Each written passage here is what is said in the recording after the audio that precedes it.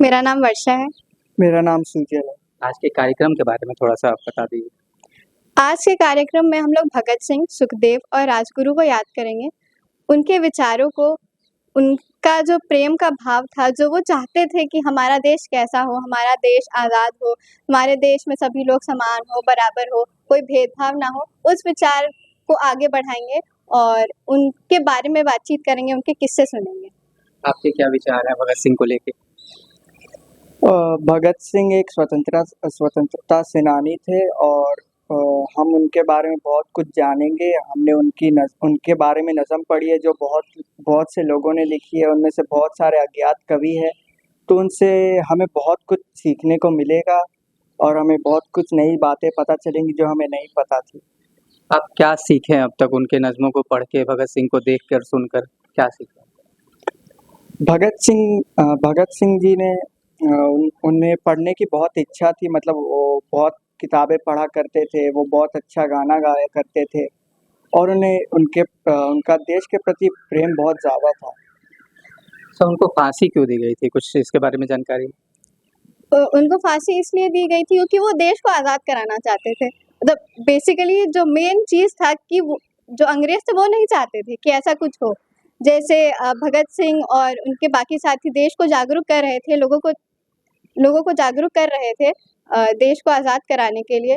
और जो main point था जिसके वजह से उनको फांसी दी गई थी वो था कि असेंबली में, मतलब पार्लियामेंट में उन्होंने बम फोड़ा था, जिसमें किसी को कुछ चोट नहीं पहुंची थी, किसी को कुछ हार्म नहीं हुआ था, लेकिन एक था कि उन लोगों को एक रीज़न चाहिए था, तो इसकी वजह से उनको फांसी दी गई थी। उनके साथ कितने लोगों को और फांसी दी गई थी? उनके साथ 2 और लोगों को फांसी दी गई थी। एक का नाम था राजगुरु और एक का नाम था सुखदेव। सभी साथियों को सलाम।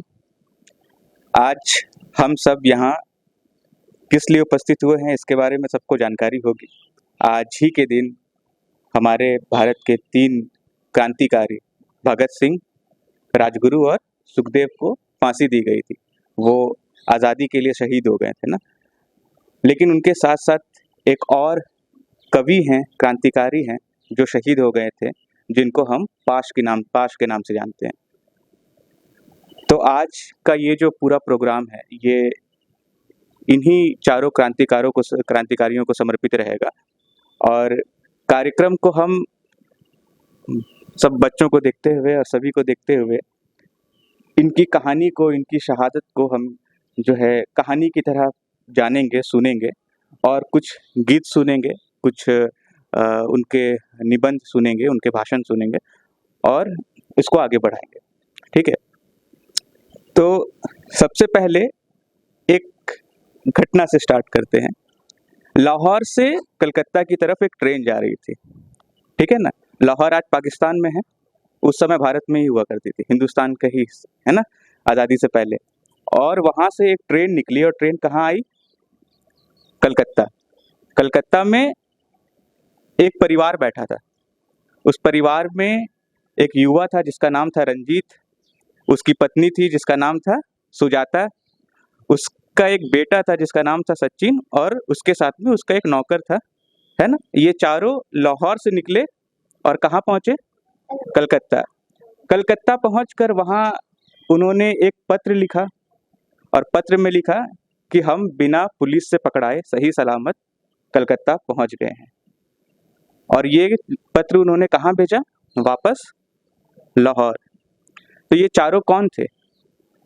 जो रंजीत था वो थे सरदार भगत सिंह, जो सुजाता थी वो थी दुर्गा भाभी, जो सचिन था वो दुर्गा भाभी का बेटा और जो उनका नौकर बनकर आया था वो था राजगुरु। और इन लोगों ने लेटर किसको भेजा, पत्र किसको भेजा कि हम सही सलामत पहुंच गए? इन लोगों ने अपने साथियों को पत्र भेजा जो थे चंद्रशेखर आज़ाद, सुखदेव और बाकी साथी। तो ये लोग भाग कर क्यों आए थे? ये लोग लाहौर से छुप करके, नाम बदल करके भाग कर कलकत्ता क्यों आए थे और किससे बचने की बात कर रहे थे और क्यों बचने की बात कर रहे थे? तो इसको हम लोग आगे जानेंगे। पहले हम एक गीत से शुरुआत करते हैं। उसका नाम है पना नहीं है मोहब्बत के और इसे चकबस्त ब्रिज नारायण ने लिखा है।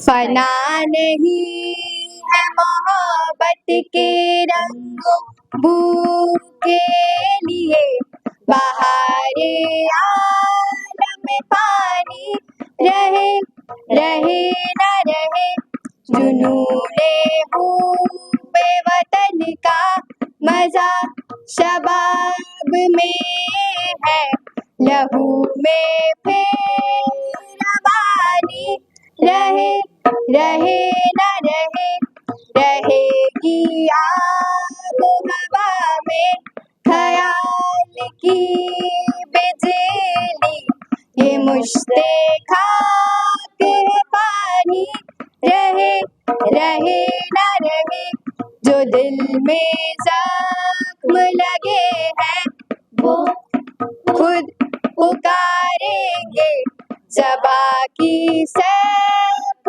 बयानी रहे रहे न रहे दिलों में आग लगे वफा का जौहर है ये जमा खर्च जबानी रहे रहे न रहे जो मांगना है भी मांग लो वतन के लिए ये आरज़ू की ज़बानी रहे रहे न रहे फना नहीं है मोहब्बत के रंगों बू के लिए बहारे आलम पानी रहे रहे न रहे रहे न रहे रहे न रहे। अच्छी प्रस्तुति, इसके लिए एक बार फिर से तालियां।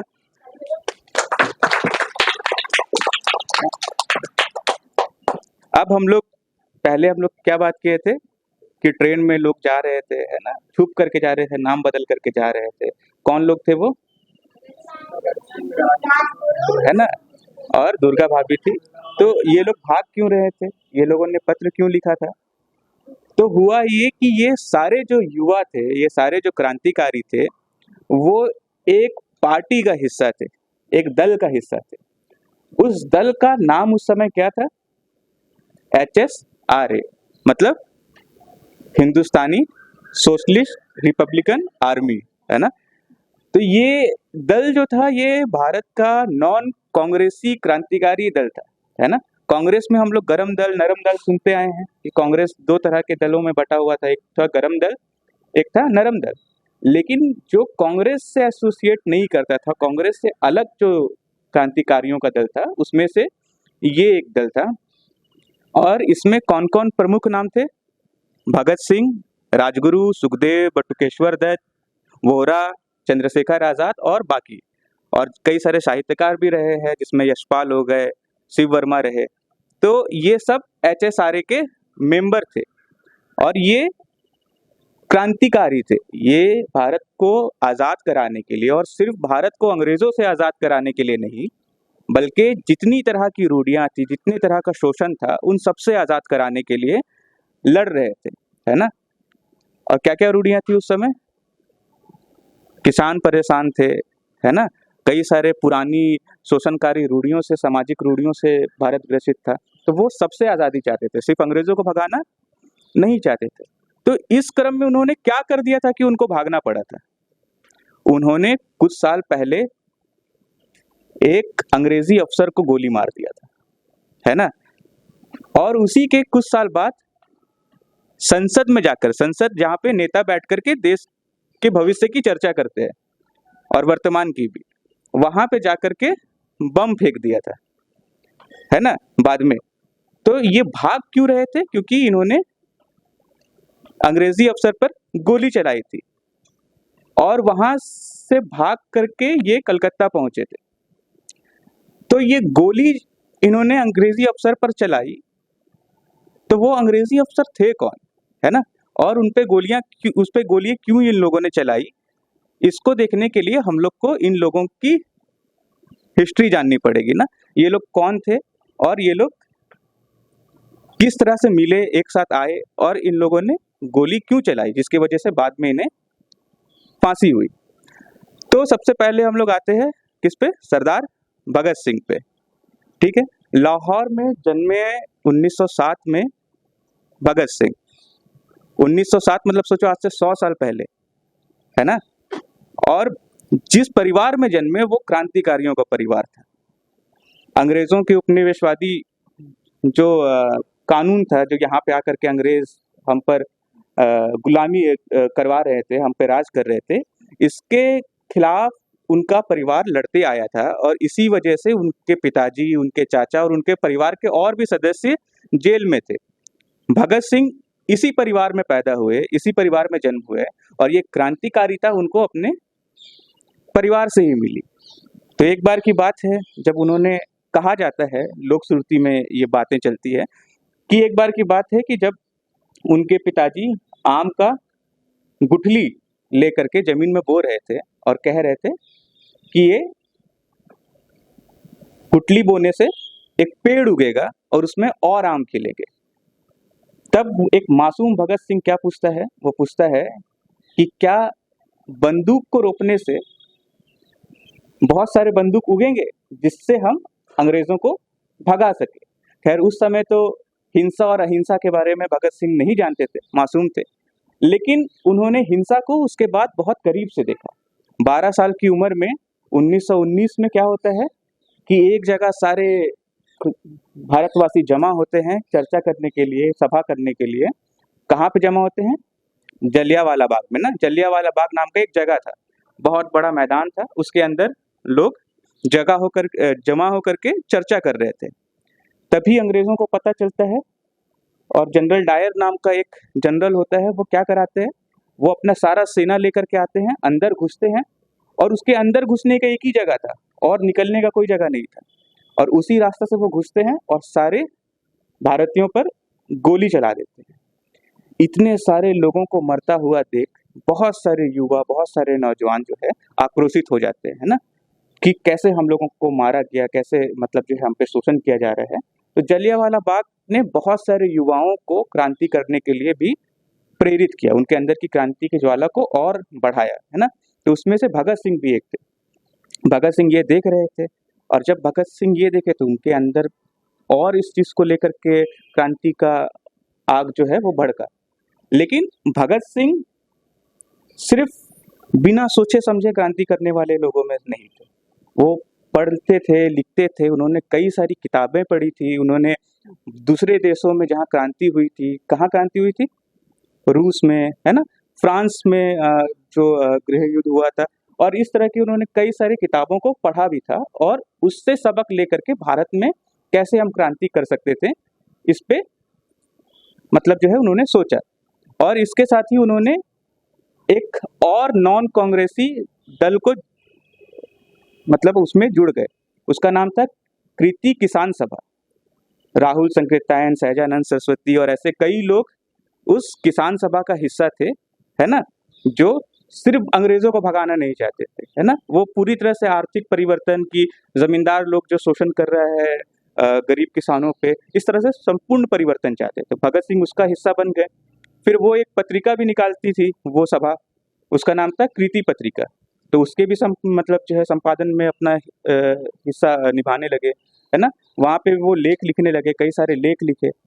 और भगत सिंह ने बहुत लोग ऐसे जो महान महान लोग थे, है ना, जिनका बात को टाला नहीं जाता था, उनके खिलाफ भी कई लेख लिखे। लाला लाजपत राय कांग्रेस के गरम दल के बड़े नेता थे, लेकिन जब वो सांप्रदायिकता की तरफ जाने लगे, धार्मिक राजनीति की तरफ जाने लगे, तब उनके खिलाफ उन्होंने एक आर्टिकल लिख दिया। वो ये नहीं समझे कि भाई ये इतने बड़े फिगर है, अगर वो आलोचना के लायक है तो उन्होंने आलोचना की। गांधी जी के साथ भी ऐसे ही मसला है कि तब से लेकर के आज तक भी गांधी जी को मानने वाले गांधी जी के विरोध में भी आलोचना नहीं स्वीकार करते, लेकिन भगत सिंह ने वहां भी गांधी जी की कई जगह पे उनकी आलोचना की, कई नीतियों को लेकर के उनकी आलोचना की। गांधी जी के असहयोग आंदोलन में भगत सिंह ने समर्थन दिया, लेकिन जब चौरी चौरा जो कांड हुआ, उस असहयोग आंदोलन में एक हिंसक घटना हुई जहाँ पे एक पुलिस स्टेशन को जला दिया गया। पुलिस स्टेशन समझते ना, जहाँ पे पुलिस लोग चौकी लगा करके बैठते हैं, तो वो पुलिस स्टेशन में हिंसा हुई। उसके वजह से गांधी जी ने इस असहयोग आंदोलन को वापस ले लिया। तब यहाँ भगत सिंह और बाकी कई सारे लोग हैं, उन्होंने भी इसकी आलोचना की। लेकिन भगत सिंह यहाँ ये सब के साथ में सहमत रहने वाले नहीं थे। उनका मानना था कि ये जो क्रांति की भावना है जो मेरे अंदर जग रही है, और सिर्फ कोरा क्रांति नहीं बल्कि वैचारिक क्रांति, बहुत सोच समझ और पढ़ लिख करके जो क्रांति कि कैसे होना चाहिए, अगर क्रांति हो तो उसके बाद जो देश बने वो कैसा बने, ये सब जो एक वैचारिक समझ है, इसके साथ जो वो क्रांति कर रहे थे, तो ये वो पूरे भारत में उसकी व्यापक स्तर पर उसका फैलाव देखना चाहते थे। इसीलिए उन्होंने जब देखा कि HRA जो एक संगठन थी, हिंदुस्तानी रिपब्लिकन आर्मी, जो बाद में HSRA बनता है, वो जब थोड़ा सा शांत पड़ जाता है, तब वो नौजवान भारत सभा बोल करके एक अपनी पार्टी बनाती है। और ये नौजवान भारत सभा जब इस पर बैन लगता है, जब इसके लिए भगत सिंह को जेल में डाला जाता है और भगत सिंह के पिताजी उनको छुड़ा के लाते हैं, उसके बाद भगत सिंह और उनके एक और मित्र, जिसके बारे में हम आगे बात करेंगे, वो लोग मिल करके इस HSRA का हिस्सा बन जाते हैं। दोनों को मिला करके एक दल बना लेते हैं। तो ये रहा भगत सिंह के HSRA तक आने की कहानी। अब बाकी क्रांतिकारियों की कहानी और इसके आगे की कहानी हम आगे करेंगे, उससे पहले एक और गीत सुन लेते हैं। आज़ाद होगा अब तो हिंदुस्तान हमारा, आज़ाद होगा अब तो हिंदुस्तान हमारा, बेदार हो रहा है हर नौजवान हमारा। आज़ाद होगा अब तो हिंदुस्तान हमारा, आज़ाद होगा अब तो हिंदुस्तान हमारा, है खैर खवाए भारत खुर्दो कला हमारा। वे शक्तियाँ कफस की वे आबो दाना मरना, वे शक्तियाँ कफस की वे आबो दाना मरना, कैदी का फिर भी कहना हिंदुस्तान हमारा। एक कत्ले सैंडर्स पर इतनी सजाएं उनको, एक कत्ले सैंडर्स पर इतनी सजाएं उनको, रोता है लाजपत को हिंदुस्तान हमारा। बीड़ा उठा लिया है आज़ादियों का हमने, बीड़ा उठा लिया है आज़ादियों का हमने, जन्नत निशा बनेगा हिंदुस्तान हमारा।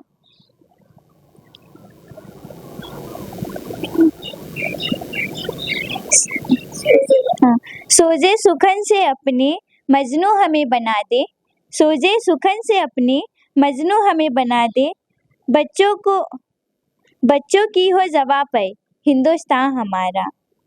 एक बार फिर से नगमा अनवर हमें सुना दे, एक बार फिर से नगमा अनवर हमें सुना दे, हिंदी है हम वतन है हिंदुस्तान हमारा, हिंदी है हम वतन है हिंदुस्तान हमारा। के मिसरे पे लिखी गई गज़ल है।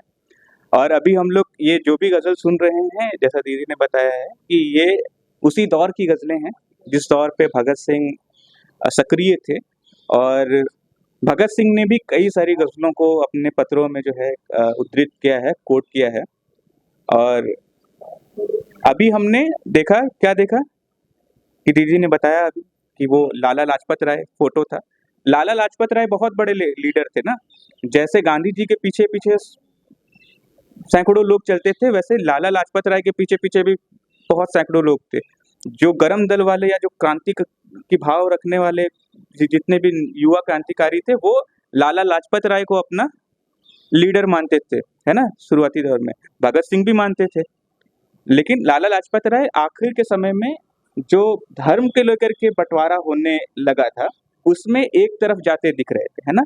महासभा, हिंदू महासभा जो एक संगठन था, उसकी तरफ जा रहे थे।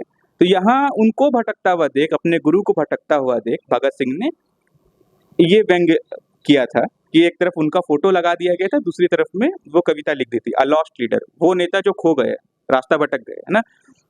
लेकिन एक आंदोलन के दौरान जब लाला लाजपत राय को,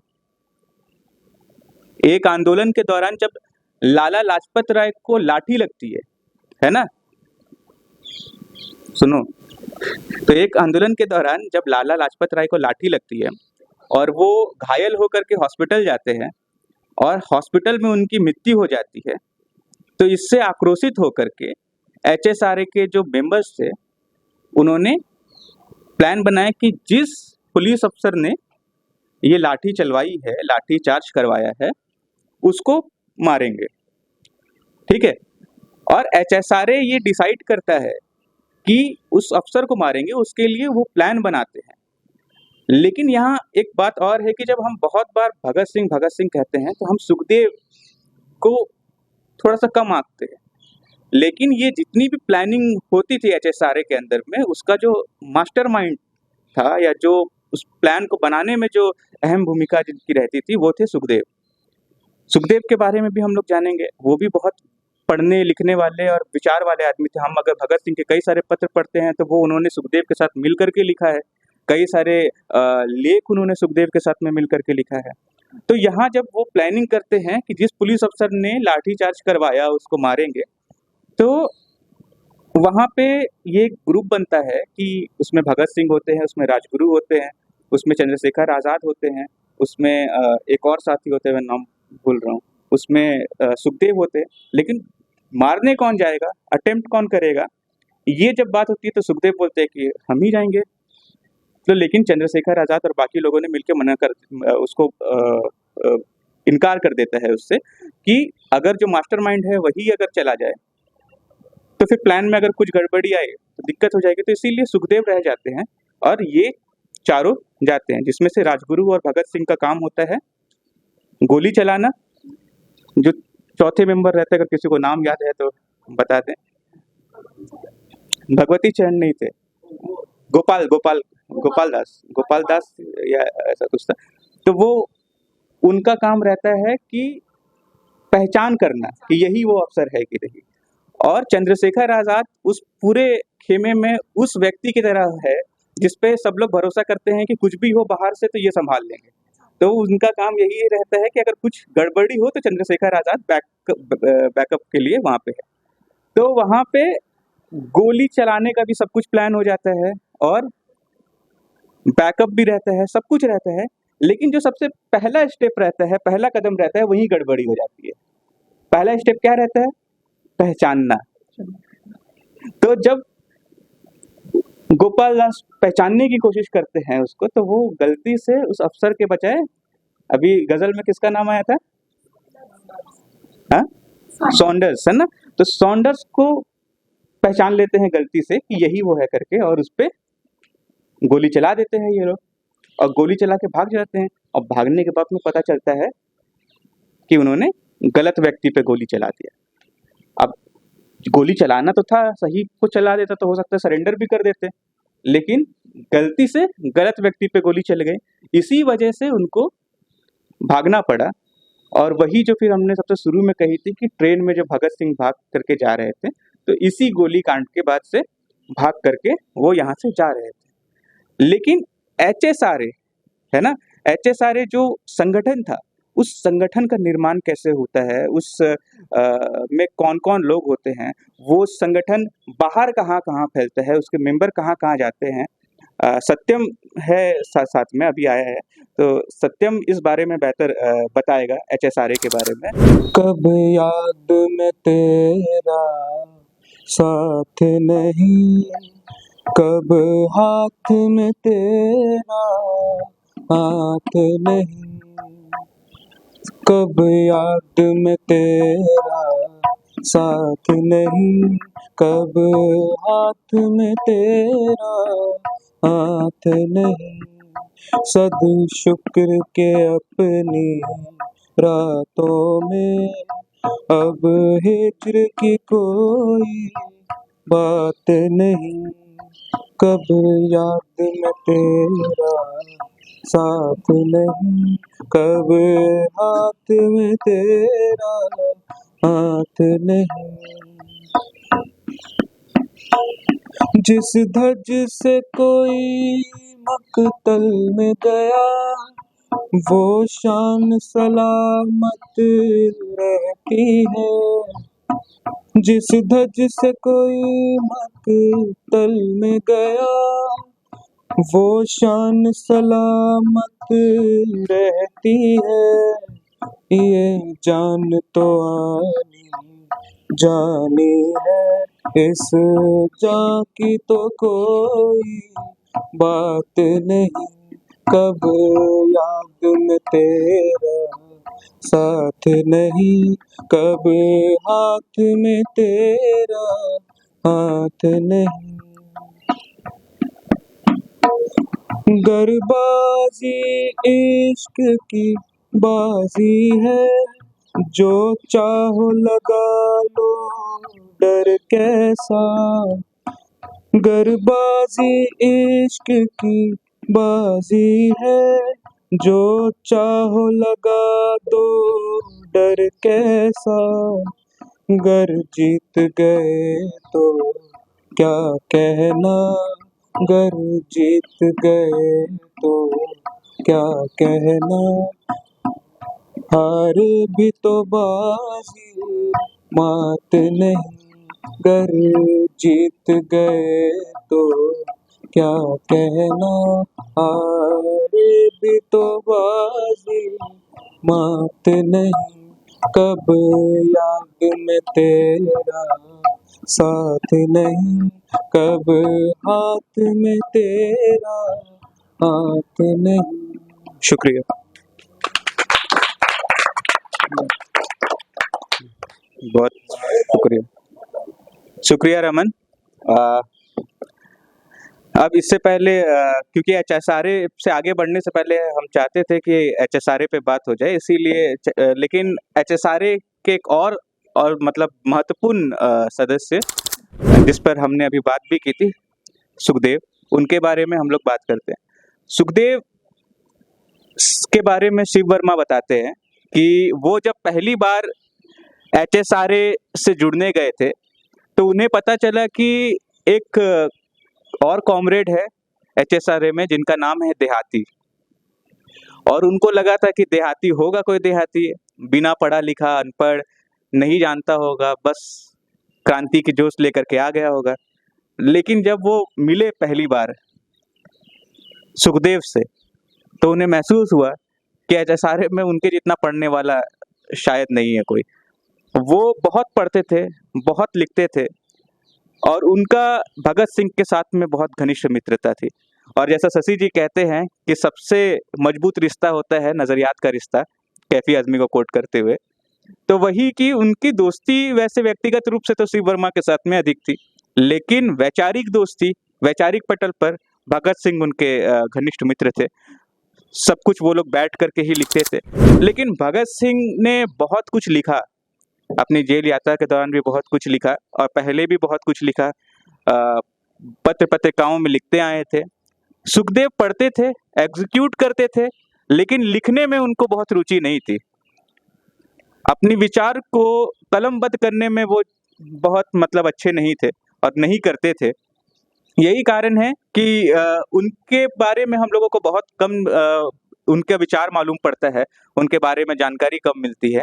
लेकिन दोनों का जन्म एक ही साल होता है 1907 में, और उसके बाद में दोनों ही एक ही घटना से प्रभावित होते हैं, जलियांवाला बाग घटना के बाद से ही प्रभावित होते हैं, और दोनों एक ही साथ नौजवान भारत सभा का हिस्सा भी बनते हैं। एक ही साथ उसको जब वो HRA का साथ मिलकर के HSRA का निर्माण होता है तो उसमें भी सुखदेव की अपनी अलग भूमिका रहती है। तो सुखदेव जो है वो एक बहुत अहम हिस्सा है इस पूरे क्रांतिकारी सर्कल का, है ना, जिसको हम लोग बहुत कम जानते हैं, बहुत कम समझते हैं। और जबकि जब हम गांधी जी के बारे में बात कर रहे थे कि वैचारिक द्वंद्व की बात कर रहे थे, वैचारिक विरोध की बात कर रहे थे, तो गांधी जी भी उसी तरह से ही थे कि जिनका कहा या जिनका किया जो है वो भगवान की तरह माना जाता था, कि आप जो कर रहे हैं वो अच्छा के लिए ही कर रहे होंगे, और जो भी है वो अच्छा ही है, तो उनसे विरोध नहीं होता था बहुत अधिक। लेकिन सुखदेव ने बहुत कम लिखा, लेकिन जितना लिखा उसमें गांधी जी का और मतलब वैसे लोगों का जो हिंसा को मतलब जो है गलत रूप में देख करके उनको आतंकवादी या उस तरह के क्रांतिकारियों को आतंकवादी ठहरा रहे थे, उनको भी टारगेट करके उन्होंने आलेख लिखा। तो इस पर जो है उनसे बात भी हुई, उनसे मुलाकात भी हुई गांधी जी की, है ना, और इस विषय पर भी बात हुई कि हिंसा क्या है, हिंसा जो है, हम जो हिंसा कर रहे हैं वो ज़रूरी है कि नहीं है। तो इस पूरे जो बात का सार है वो वही है जो ब्रेक के नाम से हम लोग सुनते हैं, कि कुछ लोगों से नफरत करना ज़रूरी है ताकि सब लोग सभी से प्यार कर सके, है ना। तो ये हमेशा से सुखदेव का पक्ष रहा है और सुखदेव और भगत सिंह की दोस्ती वैसी ही रही है जैसा हम कह सकते हैं कि बाद में फिडेल कास्ट्रो और चे गुवेरा की दोस्ती रही है, जहाँ पे एक बंदा जो है वो थोड़ा सा क्रांतिकारी भूमिका में हमको अधिक दिखता है, तो एक आदमी जो है हमको थोड़ा डिप्लोमेट की भूमिका में अधिक दिखता है। लेकिन सुखदेव जो है वो ज़्यादा रेडिकल मालूम पड़ते हैं जब उनके हम विचार को सुनते हैं। तो इस बारे में, सुखदेव के बारे में, भगत सिंह के बारे में और उनके द्वारा बनाया गया नौजवान भारत सभा, HRA और HSRA के बारे में और हम लोग जानने के लिए हम सत्यम को आमंत्रित करते हैं। इसके बारे में बताइए अच्छे। इसके बारे में बताइए श्रवण। सत्यम भैया, जिसमें भगत सिंह, चंद्रशेखर आजाद, सुखदेव और राजगुरु थे ना, HSRA, उसके बारे में उन लोग का जो संगठन था, जो टीम था उन लोग का, इतना जितना लोग को हम लोग याद कर रहे हैं ना, हाँ, जैसे इप्टा है ना संगठन, वैसे ही भगत सिंह जिसमें थे उसके बारे में बताइए, तो ध्यान से सुनना, हम लोग फिर कल बात करेंगे ना, ठीक है। ठीक है। बहुत ज्यादा डिटेल और फैक्ट और इतिहास में हम नहीं जाएंगे, केवल मोटा मोटी तुम लोगों को बता रहे हैं कि कैसा माहौल था और कैसे लोग थे और क्यों कर रहे थे। आप लोग सबको पता है कि भगत सिंह और उनके जितने साथी को हम याद कर रहे हैं, जितने ऐसे सारे, अच्छा, तो भगत सिंह और उनके साथी जो शहीद हुए वो इसीलिए शहीद हुए कि भारत में उस वक्त अंग्रेजी हुकूमत थी, है ना। भारत में इंग्लैंड की जो महारानी है उसका राज चलता था, यहाँ पे जो है सरकार जो है वो अंग्रेजों की थी और वो इस चीज़ को अपोज करते थे। उनको लगता था कि जब भारतीयों का देश है, जब भारतीयों का उन्हीं का ज़मीन है, वही यहाँ रह रहे हैं, वही यहाँ काम कर रहे हैं, तो सरकार भी उनको चलानी चाहिए। बात तो सही है। तो इस चीज़ के लिए उन लोग लड़ने लगे अंग्रेज़ों से। अंग्रेज़ों से लड़ने के लिए उन लोगों ने उन लोगों को ये रियलाइज़ हुआ कि वो जब अकेले अकेले लड़ रहे हैं या अकेले एक आदमी कोई बोल दे कि ये गलत हो रहा है, तो अकेला आदमी का कोई सुनता नहीं है, अकेला आदमी काफ़ी नहीं होता है। शक्ति कहाँ होती है? संगठन में। तो उन लोगों ने एक साथ उन लोग बैठे, ठीक है। अभी हम लोग गाना वगैरह भी गाते हैं, अकेले कोई गाएगा तो कितना ही उसको सुर वगैरह पकड़ने में ये होगा, लेकिन हम लोग साथ में रहते हैं, साथ में गाते हैं। कोई भी नाटक अकेले कर सकते हो, साथ में करते हो, तो सब चीज़ को एग्जीक्यूशन, इसीलिए उन लोग एक टीम बनाए, छोटा एक संगठन बनाए। उस संगठन का बनने का कहानी ये है कि उस वक्त जब बिल्कुल पहले, मतलब जब ये सब विचार चल रहा था कि अंग्रेजों के खिलाफ हम लोगों को कुछ करना चाहिए और उन लोग तो बोल चीत के नहीं सुन रहा है, तो क्रांतिकारी तरीके से कहीं अगर हिंसा का इस्तेमाल करना पड़े तो करके कुछ एक विरोध होना चाहिए, भारतीयों का एक संगठित आंदोलन होना चाहिए, एक मूवमेंट होना चाहिए। जब इस चीज़ को लेके लोगों में सहमति बन रही थी, सबसे पहले बंगाल वगैरह की तरफ में बनी, ठीक है। तो जब उन लोग ये टीम वगैरह बनाना शुरू किए, उस वक्त में अनुशीलन, युगांतर, ऐसे अलग अलग टीम इससे पहले थे, ठीक है। अनुशीलन एक जो पहली संगठन था उसका नाम था, उसके बाद उसका जो ढाका की तरफ जो ग्रुप बना उसका नाम युगांतर था। ऐसे बहुत सारे नाम तुम ले लोगे तो थे ग्रुप्स। कीर्ति ग्रुप बना, उसी टाइम अराउंड में गदर पार्टी थी, तो इन लोगों ने उस वक्त, किसी को पता है फर्स्ट वर्ल्ड वॉर क्या था? वर्ल्ड वॉर हुआ था। वॉर क्या होता है पता है ना? जब दो देश आपस में लड़ाई करते हैं तो वॉर होता है, ठीक है। तो वर्ल्ड वॉर का मतलब कि बहुत सारे देश, मतलब आपस में दो टीम बन गया कि ये देश एक टीम और कुछ देश एक टीम, और उन लोग आपस में लड़ रहे थे। तो उसमें उन लोगों ने तय किया, यहाँ के जो लोग अंग्रेजों के खिलाफ लड़ रहे थे, उन लोगों ने सोचा कि हमारी लड़ाई तो अंग्रेजी सरकार से है, और जो देश अंग्रेजों के टीम में नहीं है उनकी भी लड़ाई अंग्रेजी सरकार से है। जैसे रशियन लोग थे, जापानीज लोग थे, जो देश थे, इनकी भी लड़ाई जो है अंग्रेजी सरकार से है। तो इन लोगों ने सोचा कि हम लोग हम उल्टा बोल दिए जर्मन लोग हैं, जापानीज और जर्मन लोग हैं, रशियन लोग अंग्रेजों के साथ थे उस वक्त, तो इनकी भी लड़ाई जो है वो अंग्रेजी सरकार से है। तो हम लोग इनकी हेल्प ले सकते हैं क्योंकि दुश्मन का दुश्मन दोस्त होता है। तो उन लोग उनसे हेल्प लेने के लिए एक जो पहली जो स्कीम वगैरह बनी, उसमें रासबिहारी बोस करके एक नाम है, वो बड़े नेता थे।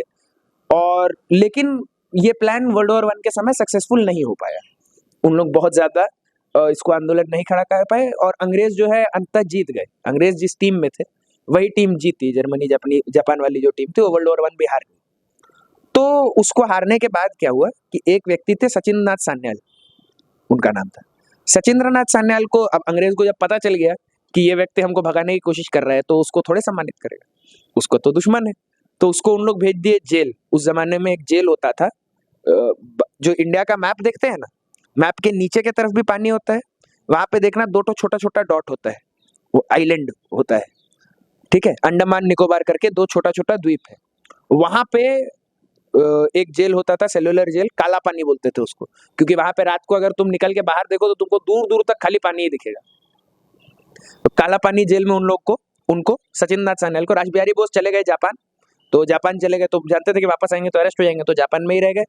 सचिंद्रनाथ सान्याल अरेस्ट होके चले गए काला पानी में रहते रहते उनका हम ये पूरी कहानी क्यों बता रहे हैं, हम थोड़ा सा बताएंगे कि थोड़ा सा इंटरेस्टिंग हमको ये वाला पार्ट लगता है, खासकर जब हम लोग इस शहर में, इस जमीन पे बैठ के ये बात कर रहे हैं। सचिंद्रनाथ सान्याल 1920 तक, 1916 के करीब अरेस्ट हुए, 4 साल, 1920 तक वो काला पानी में सजा काट रहे थे। उसके बाद जो है उन लोगों ने देखा कि बाहर भी आंदोलन कम हो गया है, इधर उनको जेल में नए आदमी डालने हैं, तो बहुत सारे लोगों को निकाल दिया, उसमें सचिंद्रनाथ सान्याल भी निकल गए। निकल के वो फिर बंगाल में कुछ दिन तक ईटा ढोने का काम किए, मजदूरी का काम किए। और उस समय यहाँ पे हम लोगों का शहर नया नया बना था। हम लोगों का शहर कब बना था पता है? जमशेदपुर कब बना था? नहीं पता। 1907, मतलब 100 साल से थोड़ा ज्यादा पहले, लेकिन बहुत ज्यादा नहीं, मतलब हम लोग का बहुत पुराना शहर नहीं है। जैसे ग्वालियर, राजस्थान, जयपुर, सब बड़ा बड़ा शहर का नाम सुनते हैं ना, दिल्ली वगैरह का पुराने शहर, हम लोगों का अभी बहुत यंग शहर है। और उस वक्त और यंग था, 1907 में बना था। 1911 में यहाँ पे ये जो टाटा स्टील की कंपनी है जिसके अराउंड ये पूरा शहर बना, तो कंपनी 11 में प्रोडक्शन वगैरह चालू करती है। और 1920 में यहाँ पे मजदूर लोग जो है उनको भी लग रहा था कि हम लोग भी अपना डिमांड जो है कंपनी मैनेजमेंट के सामने रखे, तो उन लोग धीरे धीरे करके संगठित हो रहे थे। तो ये सचिंद्रनाथ सान्याल जब कालापानी से निकले तो वहां से निकल के वो आए थे जमशेदपुर, और 2 साल तक जमशेदपुर में रह के यहाँ के वर्कर्स का जो प्रॉब्लम है, यहाँ पे जिन लोग टाटा स्टील में काम कर रहे थे, टाटा स्टील का उस वक्त, अभी वर्कर्स यूनियन बोलते हैं, उस वक्त नाम अलग था, जमशेदपुर लेबर एसोसिएशन करके, उसी का जो भी, तो वो यहाँ पे मजदूर लोगों के साथ मजदूर लोगों की समस्या पे काम करते थे।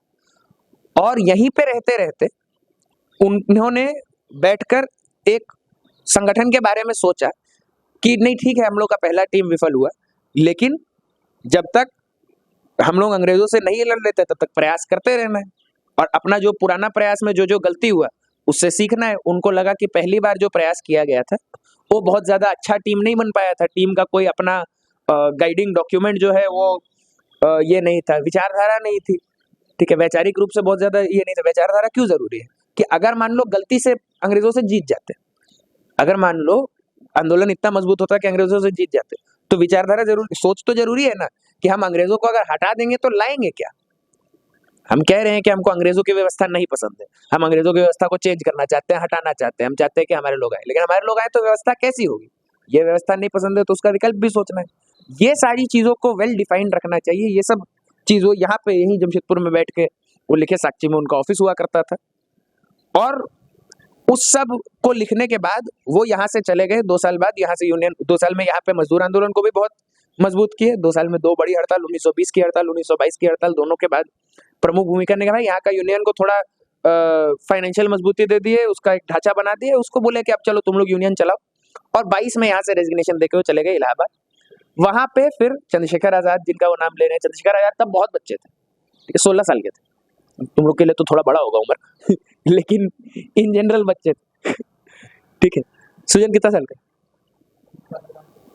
15 का, तो सोचो सुजल की उम्र के थे, सुजल से थोड़े बड़े थे। और इसी उम्र में भगत सिंह का तब यही लगभग उम्र था, भगत सिंह तो इससे भी छोटे थे, ठीक है। और इस उम्र में उन लोग टीम बना रहे हैं कि नहीं अंग्रेजों को हटाना है। हम जब कह रहे हैं कि भगत सिंह को जब फांसी हुई, वापस थोड़ा आगे के समय में आ रहे हैं, भगत सिंह को जब फांसी हुई तो उनकी उम्र थी 23 साल 5 महीने 24 दिन, ठीक है। उनका जन्म हुआ 1907 में। वो जब 25 में से 7 घटाओ, कितना बचा?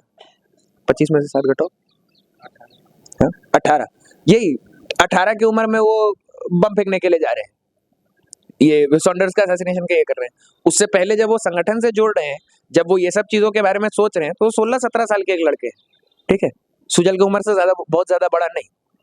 और इसी उम्र में उनको कितनी सारी चीजों की फिक्र है ना, कि हम लोगों का देश कैसे चलेगा, हम लोगों के समाज में जो हो रहा है गलत हो रहा है। और केवल फिक्र नहीं है, केवल ये नहीं है कि हम बैठ के अकेले बैठ के हम कमरे में बैठ के चिंता कर रहे हैं कि नहीं देश में जो हो रहा है बहुत खराब हो रहा है, नहीं अंग्रेज लोग को शासन नहीं करना चाहिए, और हम अपना आराम से बैठे हुए। उनको लगा कि ये वाला चीज को बदलने के लिए भी कुछ करना पड़ेगा। एक पिक्चर आया था बहुत पहले, हम लोग जब छोटे थे, तो उसमें वो भगत सिंह वगैरह का रेफरेंस है, रंग दे बसंती करके। उसमें एक डायलॉग है बहुत अच्छा कि जिंदगी जीने के दो ही तरीके होते हैं, या तो जो हो रहा है वो होने दो और चुपचाप सहते जाओ। तुमको अगर दिख रहा है बगल में कुछ गलत हो रहा है तो दूसरे तरफ देख लो, ठीक है। तुमको बुरा लगेगा तो तुम क्या कर सकते हो? तो या तो जो, क्योंकि उसके बाद फिर ऐसा केवल ऐसा दया दर्शाने में, अरे तुम्हारे साथ तो बहुत बुरा हुआ, हमको बहुत बुरा लगा, अरे ऐसा नहीं होना चाहिए, ये बोल के कोई फायदा नहीं। तो या तो जो हो रहा है चुपचाप सहते जाओ, या तो जिम्मेदारी उठाओ उसे बदलने की, कुछ करो कि हालात बदले। और भगत सिंह, राजगुरु, सुखदेव, अब 1907 में पैदा हुआ कितना लोग को तुम जानते हो? कोई तो बचा नहीं इस दुनिया में। हम सबको इस दुनिया में बहुत सीमित समय के लिए आए हैं, सब कोई कुछ एक उम्र तक जिएंगे, मत चल जाएंगे। 23 साल तो बहुत ज्यादा लंबा जीवन नहीं होता है ना। सबका जो औसत जीवन काल, एवरेज जीवन काल होता है, सब लोग को बहुत ज्यादा 60, 70, 80 तक तो जीता ही है आदमी, है ना। लेकिन 23 साल का जीवन में ऐसा काम कर दिए कि आज 100 साल बाद भी हम लोग सबको यहाँ बैठ के, देश में कितने जगह पे बैठ के लोग उनको याद कर रहे हैं। हर 23 मार्च को उनको याद करते हैं। जितना समय वो धरती पे नहीं बिताए उससे ज्यादा पार हो चुका है उनको जाके, और फिर भी हम लोग बैठ के उनको याद कर रहे हैं। क्यों? क्योंकि उनका, अब वापस आते हैं तो एचआरए संगठन बना, सॉरी हम डिस्ट्रैक्ट हो गए। एचआरए संगठन बना, एचआरए संगठन बनने के बाद उन लोग फिर सोचे कि अब अगर अंग्रेजों से लड़ना है तो पैसा चाहिए, पैसा कहाँ से आएगा? अब पैसा में वो सोचे कि हम लोग अब इतना थोड़ा अच्छा अमाउंट में पैसा चाहिए कि हथियार आए, हम लोगों के पास थोड़ा, चूंकि उन लोग तो छुप छुप के रह रहे थे तो नौकरी भी नहीं कर सकते हैं, तो सबका जीवन यापन चले। तो उसके लिए उन लोगों ने सोचा कि देखो भाई हम लोग डाका डालते हैं अंग्रेजों का, कि अंग्रेजों का ही पैसा लूटते हैं, उससे उन्हीं से लड़ेंगे। तो काकोरी करके एक यूपी में स्टेशन है, वहां से जब ट्रेन जा रही थी तो एचआरए तब संगठन का नाम था, हिंदुस्तान रिपब्लिकन एसोसिएशन। रिपब्लिकन का मतलब, रिपब्लिक का मतलब जानते हो? गणतंत्र। रिपब्लिक का मतलब कि जो ऐसा देश जिसको वहीं पे रहने वाले लोग चलाए, ऐसा देश जिसमें राजा का बेटा राजा नहीं हो, हम लोग उसको चुन के ये करें, कोई एक पावर, कोई एक ग्रुप, कोई एक व्यक्ति उस देश का ये नहीं करे, वहां पे उस देश की जितनी जनता है, उस देश में रहने वाले जितने लोग हैं, सब साथ में मिलकर एक सरकार चले। तो उनका यही आइडिया था अंग्रेज को हटाने से। तो हिंदुस्तान रिपब्लिकन एसोसिएशन करके उन्होंने नाम रखा। सचिंद्रनाथ सान्याल, रामप्रसाद बिस्मिल, चंद्रशेखर आजाद, अशफाकुल्ला खान, राजेंद्र नाथ लहरी, ठाकुर रोशन सिंह, बहुत सारे लोग उस वाले ग्रुप में शामिल थे जिन लोगों ने काकोरी में कोशिश की। अब वो भी हमला जरूरी था, लेकिन उसमें क्या हुआ कि सब लोग चोरी करने में तो सफल रहे, लेकिन बाद में सब एक एक करके पकड़े गए। तो वो जो पहला टीम जो बना था, उसमें चंद्रशेखर आजाद को छोड़कर बाकी सब लोग जो है वो कंप्लीटली वो जो है वो उनको जेल में लेके चला गया, और फिर उसके बाद उनको भी फांसी हो गई। ठीक है, 19 दिसंबर 1927 को उस टीम के लोगों को फांसी हुई थी, जो पहली टीम थी एचआरए की। तो उसके बाद फिर जो और यंग लड़के थे, मतलब रामप्रसाद बिस्मिल की तो भी उस वक्त उम्र थोड़ी ज्यादा थी बाकी लोगों से, आजाद यंग थे, आजाद भाग गए थे। तो अशफाकुल्ला, रामप्रसाद बिस्मिल, ये सब को जब फांसी हो गई, उसके बाद जो और यंग लड़के थे उनके हाथ में जिम्मेदारी है। ये 16, 17, 18 साल के भगत सिंह, चंद्रशेखर आजाद, है ना, राजगुरु, सुखदेव, तो इन लोगों ने फिर बैठकर और पढ़ा, ठीक है, कि और पढ़ा और सोचा, और फिर सोचा कि हम रिपब्लिकन देश तो बनाएंगे, कि देश अंग्रेजों के जाने के बाद रिपब्लिकन होगा, कि मतलब कि यहाँ की जनता शासन करेगी, और समाजवादी होगा, मतलब कि यहाँ जो जनता है, यहाँ के आपस की जनता में भी हम ऊंच नीच नहीं रहने देंगे, है ना, कि कोई आदमी बहुत अमीर है, कोई आदमी बहुत गरीब है, ठीक है, किसी आदमी के घर में डेली खाना फेंका रहा है, कोई आदमी को खाना मिल ही नहीं रहा है 3-3 दिन। ऐसा देश बना के तो कोई फायदा नहीं है। ऐसे देश में फिर अपने लोग में ही यदि हम कह ले कि केवल वो मेरे देश का है, लेकिन उसमें भी हम उतना ऊंच नीच रखें, तो ऐसी व्यवस्था उनको नहीं स्वीकार्य थी। ऐसी व्यवस्था में कैसे गणतंत्र बनता? तो उन लोगों ने एक और वर्ड ऐड किया, समाजवादी, सोशलिस्ट इंग्लिश में बोलते हैं, और इसीलिए एचआरए जो है एचएसआरए बन गया। ठीक है, एचएसआरए के लोगों ने पूरे देश में फैल के काम किया यहाँ पे। अच्छा, और मजे की बात, तुम लोग में से कौन कौन लोग जी टाउन क्लब गए? जी टाउन का मैदान देखे हो कोई? यहाँ पे विष्णुपुर में पार्क है ना, अभी बन गया, जहाँ पे एक्सरसाइज करने का। वो पहला एचएसआरए का ऑफिस था हम लोगों के शहर में, जी टाउन एथलेटिक क्लब, हरेंद्रनाथ मुखोपाध्याय की क्या उनका नाम था। तो ऐसा नहीं है कि इन लोग बहुत दूर दूर के लोग थे, इन लोग पूरे देश में जहाँ जहाँ पे लोग थे, जहाँ जहाँ पे आंदोलन चल रहा था, वहाँ पे एक्टिवली इन्वॉल्व थे। वहाँ पे इस पार्क में ही, और ये इसको बनाने का उद्देश्य था कि आदमी लोग जो है एक्सरसाइज करे और जो है मतलब तैयार करे खुद को युद्ध के लिए। उसके लिए जी टाउन एथलेटिक संधू पाश का 38 मतलब 38 ईयर्स की उम्र में अवतार सिंह संधू पाश मरे। वो भी बहुत कम समय होता है हम लोग जब किसी का जीवन देखते हैं, लेकिन इतने छोटे छोटे जीवन काल में राजगुरु सुखदेव सब उसी एज ग्रुप के थे। इतने छोटे जीवन काल में हम क्यों उनको याद कर रहे हैं? क्योंकि उन्होंने काम किया समाज को, दुनिया को बेहतर बनाने के लिए। हम समाज और दुनिया का हिस्सा है। जो भी मानव है, जो भी मनुष्य है, हम अगर इंसान हैं तो हम समाज से जुड़े हैं। हम कोई भी काम, हम बोल सकते हैं कि हम अकेले हैं, लेकिन अगर अकेले में भी हम बैठ के कपड़ा पहने तो मेरा कपड़ा कोई बुना है। हम कुर्सी पे बैठे हैं तो मेरा कुर्सी कोई बनाया है। हम खाना खाए हैं तो मेरा खाना के लिए कोई किसान उगाया है। हम दिखने वाले और नहीं दिखने वाले कई रिश्तों से पूरा समाज आपस में जुड़ा हुआ है, और इसी कारण जितने लोगों ने इस समाज को बेहतर बनाने का काम किया, हम उनके ऋणी है। ऋणी मतलब उनका हम पे कर्ज है ना? और इसीलिए उनको याद करना जरूरी है। और केवल याद करना जरूरी नहीं है, जरूरी है कि अपने अपने स्तर पे कहीं पे भी अगर हम लोग देखें कि आसपास कुछ गलत हो रहा है तो उसको ठीक करने की कोशिश करें। जो समाज वो इतना लड़ के फांसी पे चढ़ के हमारे लिए जैसा समाज छोड़ के गए हैं, जो वो भी इस समाज को, अपने समय के समाज को बेहतर बनाने की लड़ाई लड़ रहे थे, और उसके लिए वो फांसी तक चढ़ गए कि हमारे पास एक अच्छा समाज आए। हमारी भी जिम्मेदारी है कि हम भी पूरे डेडिकेशन के साथ अपने आसपास के समाज को बेहतर बनाने की कोशिश करें। यदि देखें कि बगल में कुछ गलत हो रहा है तो उस पर चुप ना बैठे। ठीक है, इससे बहुत ज्यादा हम लंबा नहीं बोलना चाहेंगे, वाणी को विराम देना चाहेंगे। संजय जी माइक पर। इन लोगों ने गोली क्यों चलाई थी?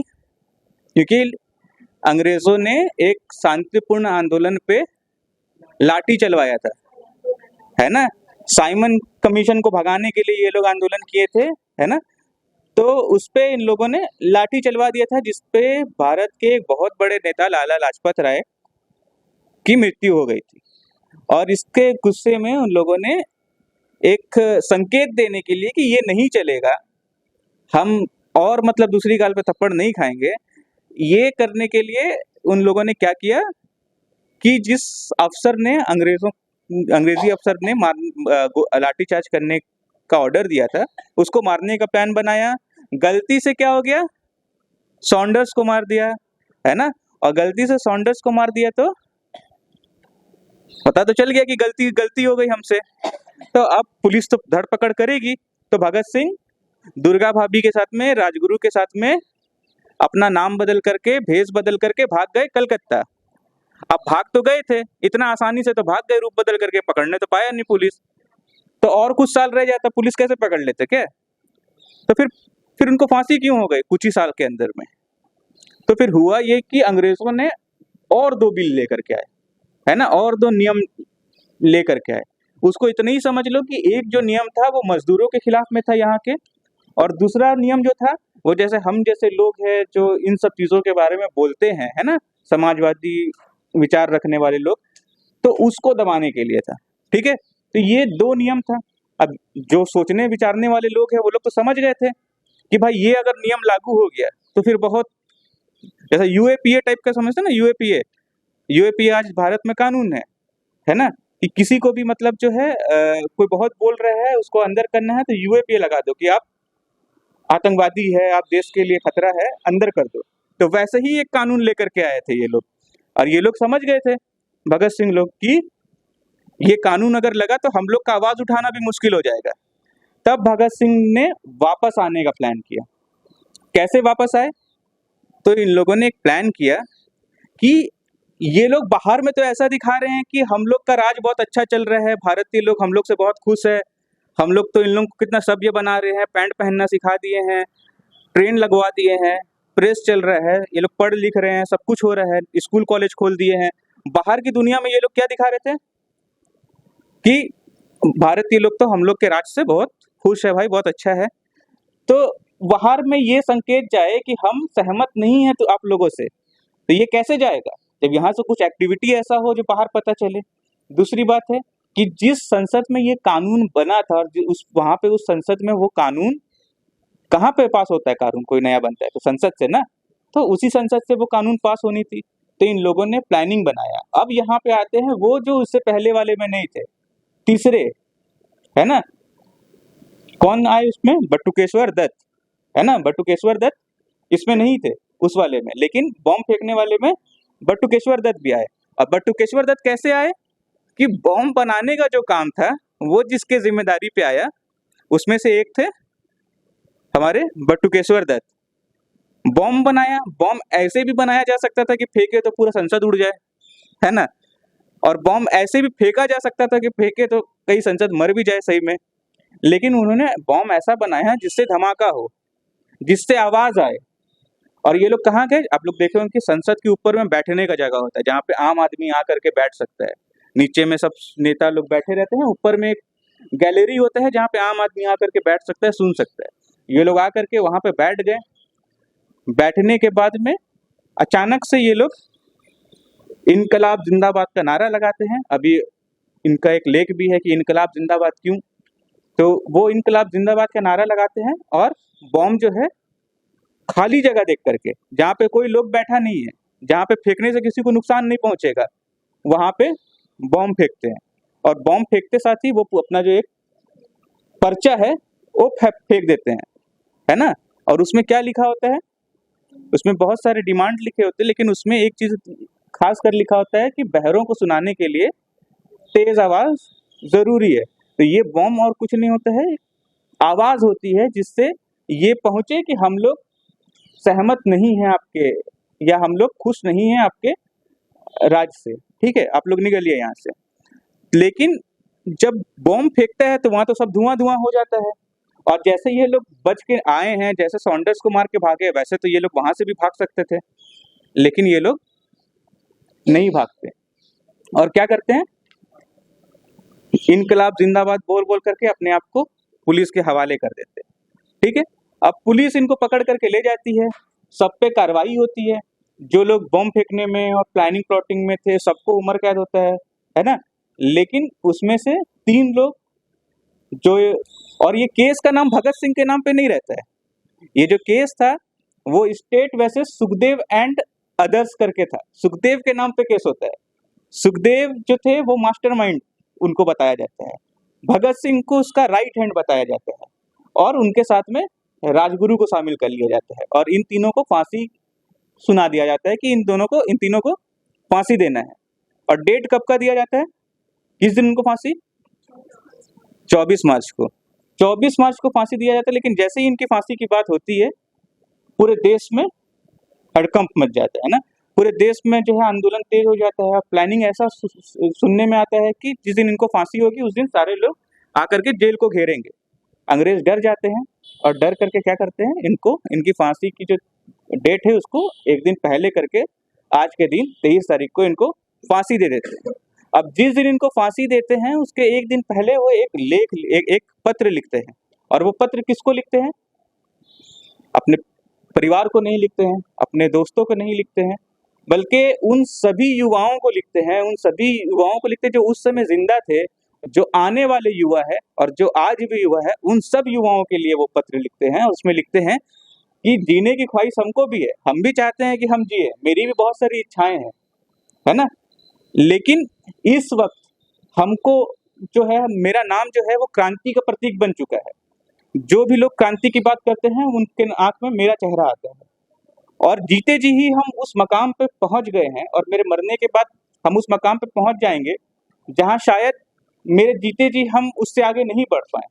तो मेरा जो मौत होगा वो और कई माओं को प्रेरणा देगा कि वो अपने बेटे को भगत सिंह बनाए, वो अपने बेटे को क्रांति के लिए आगे लेकर के आए। तो इसीलिए मेरी भी कई सारी ख्वाहिश है, हम जो कुछ करना चाहते थे, जितना बदलाव लाना चाहते थे समाज में, है ना, जितनी सारी चीजें हो रही है वो बहुत कुछ बदलना चाहते थे, लेकिन वो बोले कि हम उसका 1000वां भाग भी पूरा नहीं कर पाए।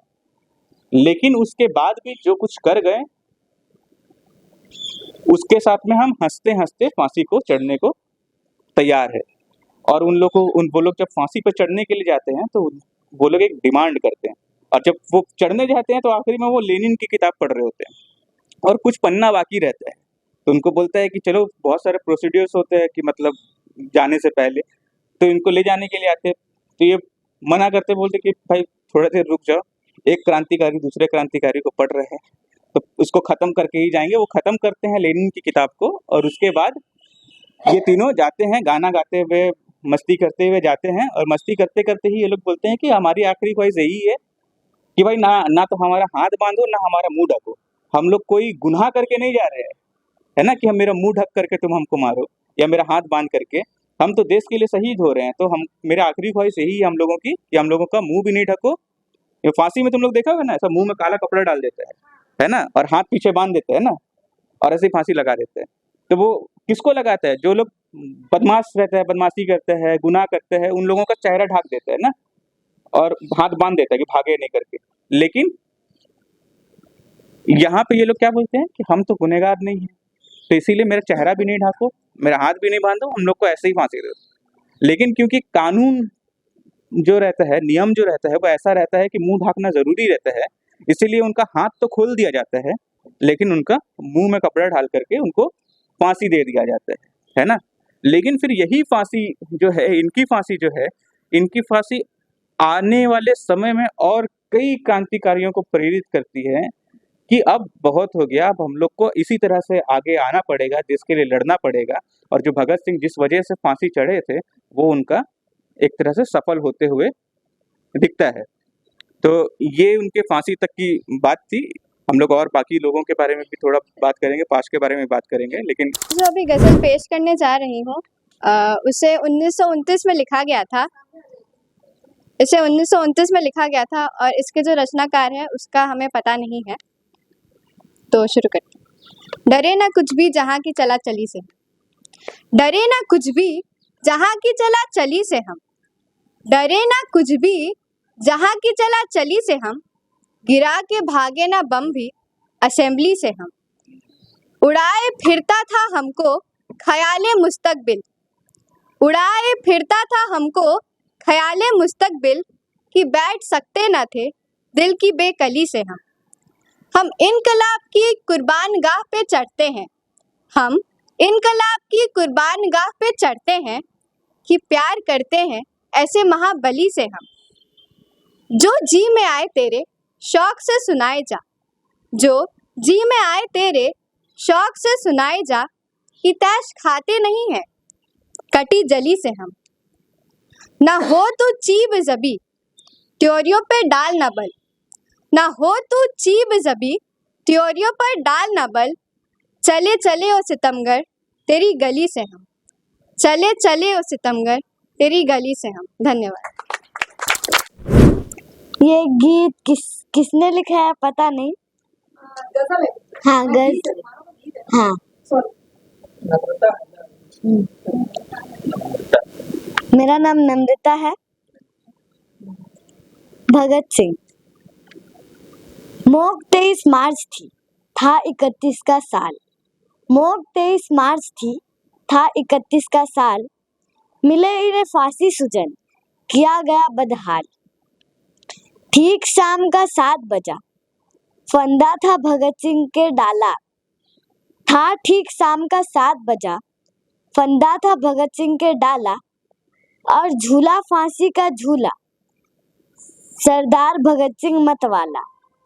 मरने से पहले विदा ली, हमदम हमराहों से उसने, मरने से पहले विदा ली, हमदम हमराहों से उसने, down down with union jack की सदा लगाई उसने। बदले में सब कैदियों ने भगत सिंह जिंदाबाद कहा, बदले में सब कैदियों ने भगत सिंह जिंदाबाद कहा, भारत माता का जय घोष किया, इनकलाब जिंदाबाद कहा। मोक 23 मार्च थी, था 31 का साल, मिले इन्हें फांसी सुजन, किया गया बदहाल। धन्यवाद। 21 में लिखा गया है और इसे कौन लिखा है हमें नहीं पता है। दाग दुश्मन का किला जाएंगे, मरते मरते जिंदा दिल सबको बना जाएंगे, मरते मरते। दाग दुश्मन का किला जाएंगे मरते मरते, जिंदा दिल सबको बना जाएंगे मरते मरते। हम मरेंगे भी तो दुनिया में जिंदगी के लिए, सबको मर मिटना सिखा जाएंगे मरते मरते। हम मरेंगे भी तो दुनिया में जिंदगी के लिए, सबको मर मिटना सिखा जाएंगे मरते मरते। सर भगत सिंह का जुदा हो गया तो क्या हुआ, कौम के दिल को मिला जाएंगे मरते मरते। सर भगत सिंह का जुदा हो गया तो क्या हुआ, सर भगत सिंह का जुदा हो गया तो क्या हुआ, कौम के दिल को मिला जाएंगे मरते मरते। खंजरे जुल्म गला काट दे परवाह नहीं, दुख गैरों का मिटा जाएंगे मरते मरते। खंजरे जुल्म गला काट दे परवाह नहीं, दुख गैरों के मिटा जाएंगे मरते मरते। क्या जलाएगा तू कमजोर जलाने वाले, आहा से तुझको जला जाएंगे मरते मरते। क्या जलाएगा तू कमजोर जलाने वाले, क्या जलाएगा तू कमजोर जलाने वाले, आह से तुझको जला जाएंगे मरते मरते। ये ना समझो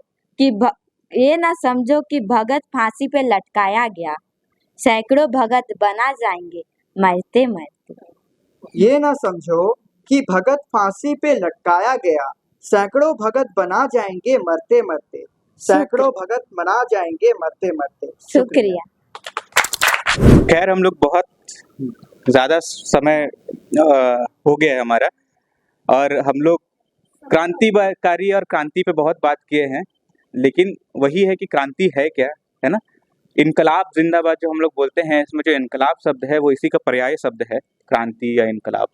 तो इसके बारे में भगत सिंह ने खुद एक लेख में लिखा है कि इनकलाब जिंदाबाद क्यों। तो इनकलाब क्या है, एक पत्रिका के संपादक ने कहा कि ये लोग जिंदाबाद क्यों रखना चाहते हैं, क्रांति क्यों हमेशा जिंदा रहे, क्रांति तो हो गया तो खत्म, फिर उसको हमेशा क्यों जिंदा रखना है आपको। तो वो उस पर एक लेख लिखे कि इनकलाब का मतलब क्या है। इनकलाब कोई रूढ़िवादी चीज़ नहीं है, बल्कि एक विज्ञान है जो निरंतर अपने आप को प्रगति की राह में देखता है, और उसी को ही इनकलाब कहते हैं। तो वो भगत सिंह का जो लेख है उस पे मतलब जो है हम लोग अगर दृष्टि डालें और गौर करें तो जो क्रांति शब्द हम लोग पाते हैं कि क्रांति जो है वो कोई एक ऐसी चीज़, एक आंदोलन और क्रांति में क्या फ़र्क है, ये मतलब जो है उस लेख में पाते हैं। हालांकि अभी इस पर बताने जाएं तो और समय लेगा, ये सुजल इस पर अभी चर्चा करेंगे। लेकिन इसी के साथ साथ में क्रांति में 3 लोगों की तो हम लोगों ने बात की, लेकिन जो राजगुरु थे उसकी भूमिका भी इसलिए इम्पोर्टेंट है, और उन पे बात करना भी इसलिए इम्पोर्टेंट है क्योंकि बाकी 2 लोगों के तो मतलब जो है पारिवारिक परिवेश ही ऐसा था कि वो क्रांतिकारी बनकर उभरे। उनके पिताजी, उनके परिवार के लोग ही क्रांतिकारी थे। कोई सुखदेव के परिवार के लोग कांग्रेस में थे, तो ये क्रांतिकारिता उनको अपने परिवार से ही मिली थी। लेकिन राजगुरु जो थे, इनके परिवार महासभा वाले थे, इनकी जो परिवेश थी वो धार्मिक परिवेश में इनका जन्म हुआ था, धार्मिक चीज़ें ही इन्होंने सीखी थी। लेकिन वहाँ से एक उस तरह के वैचारिक परिवेश से निकल करके अपने आप को HSRA की तरफ आकर्षित पाना, तो वो पहले से ही उस एक संघर्ष से निकले कि जहाँ पे वो उस सांप्रदायिकता से निकल करके अपने आप को उस समाजवादी विचार की तरफ ले आए।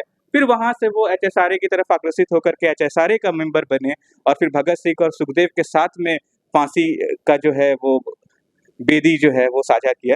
तो ये राजगुरु को का भी जो एक अपना वैचारिक ये है संघर्ष है, इसको भी हम लोग कमतर नहीं देख सकते, और राजगुरु का भी जो इसमें अहमियत है उसको कमतर नहीं देख सकते। तो इन सभी क्रांतिकारियों में जो क्रांति की भावना थी और क्रांति जिसको हम कह रहे हैं, उसके बारे में और विशेष और थोड़ा सा विस्तृत चर्चा करने के लिए सुजल ने तैयार किया है। तो हम एक बार सुजल से कहेंगे कि वो आए इसके बारे में बात करें।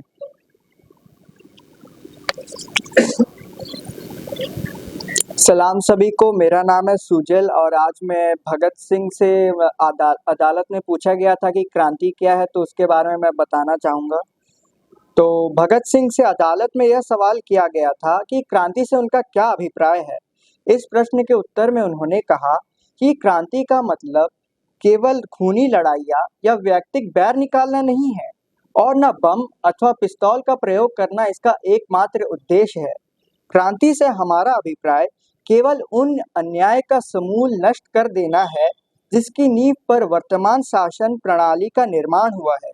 समाज का प्रमुख अंग होते हुए भी किसान अथवा मजदूरों, मतलब जो हमारे किसान अथवा मजदूर है, जो हमारे समाज के प्रमुख अंग है, उनके प्राथमिक अधिकारों को वंचित किया जा रहा है, उनसे वंचित रखा जा रहा है और उनकी गहरी कमाई का सारा धन सारे पूंजीपति चख रहे हैं। दूसरों के अन्नदाता किसान आज अपने सहित अपने पूरे परिवार के लिए दाने दाने के लिए मोहताज है। संसार भर की मंडियों के लिए सूत काटने वाला जुलाहा आज अपने बच्चों के शरीर ढकने के लिए कपड़ा नहीं पा रहा।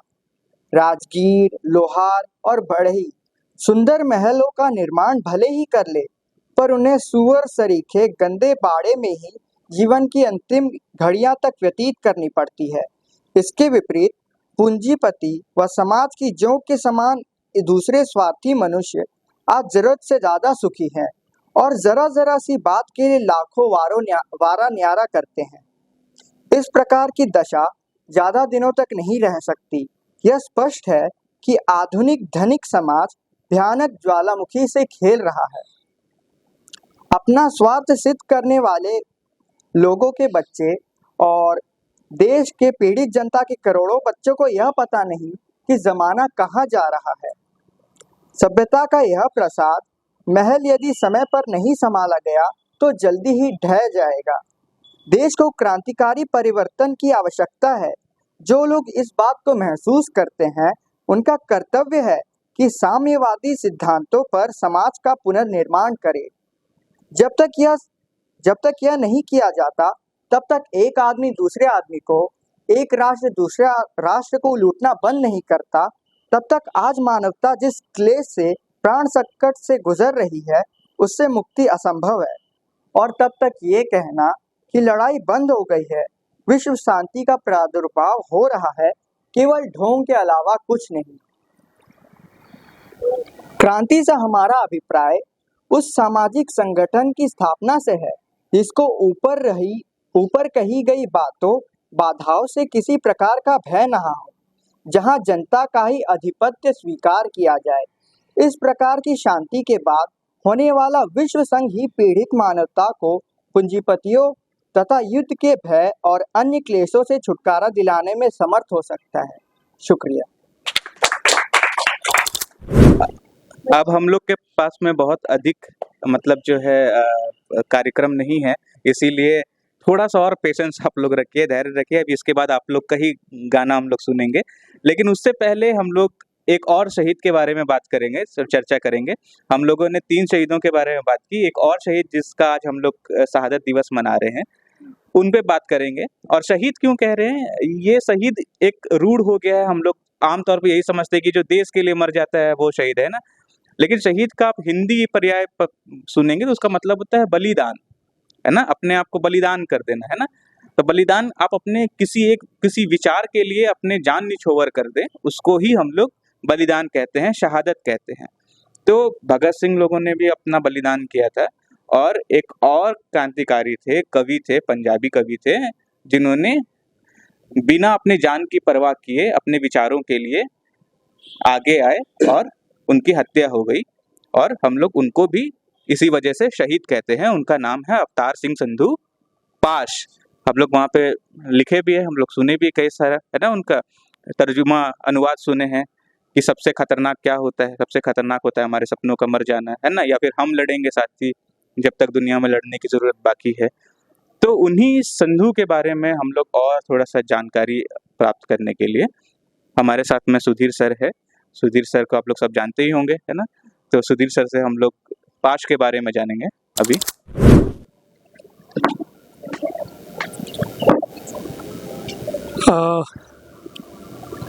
एक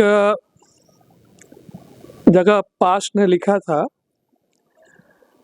कि पंजाब की जवानी को उस मुड़े हुए पन्ने से आगे बढ़ाना है, और वो मुड़ा हुआ पन्ना वही था जो भगत सिंह और उनके साथियों की जो शहादत थी वहाँ।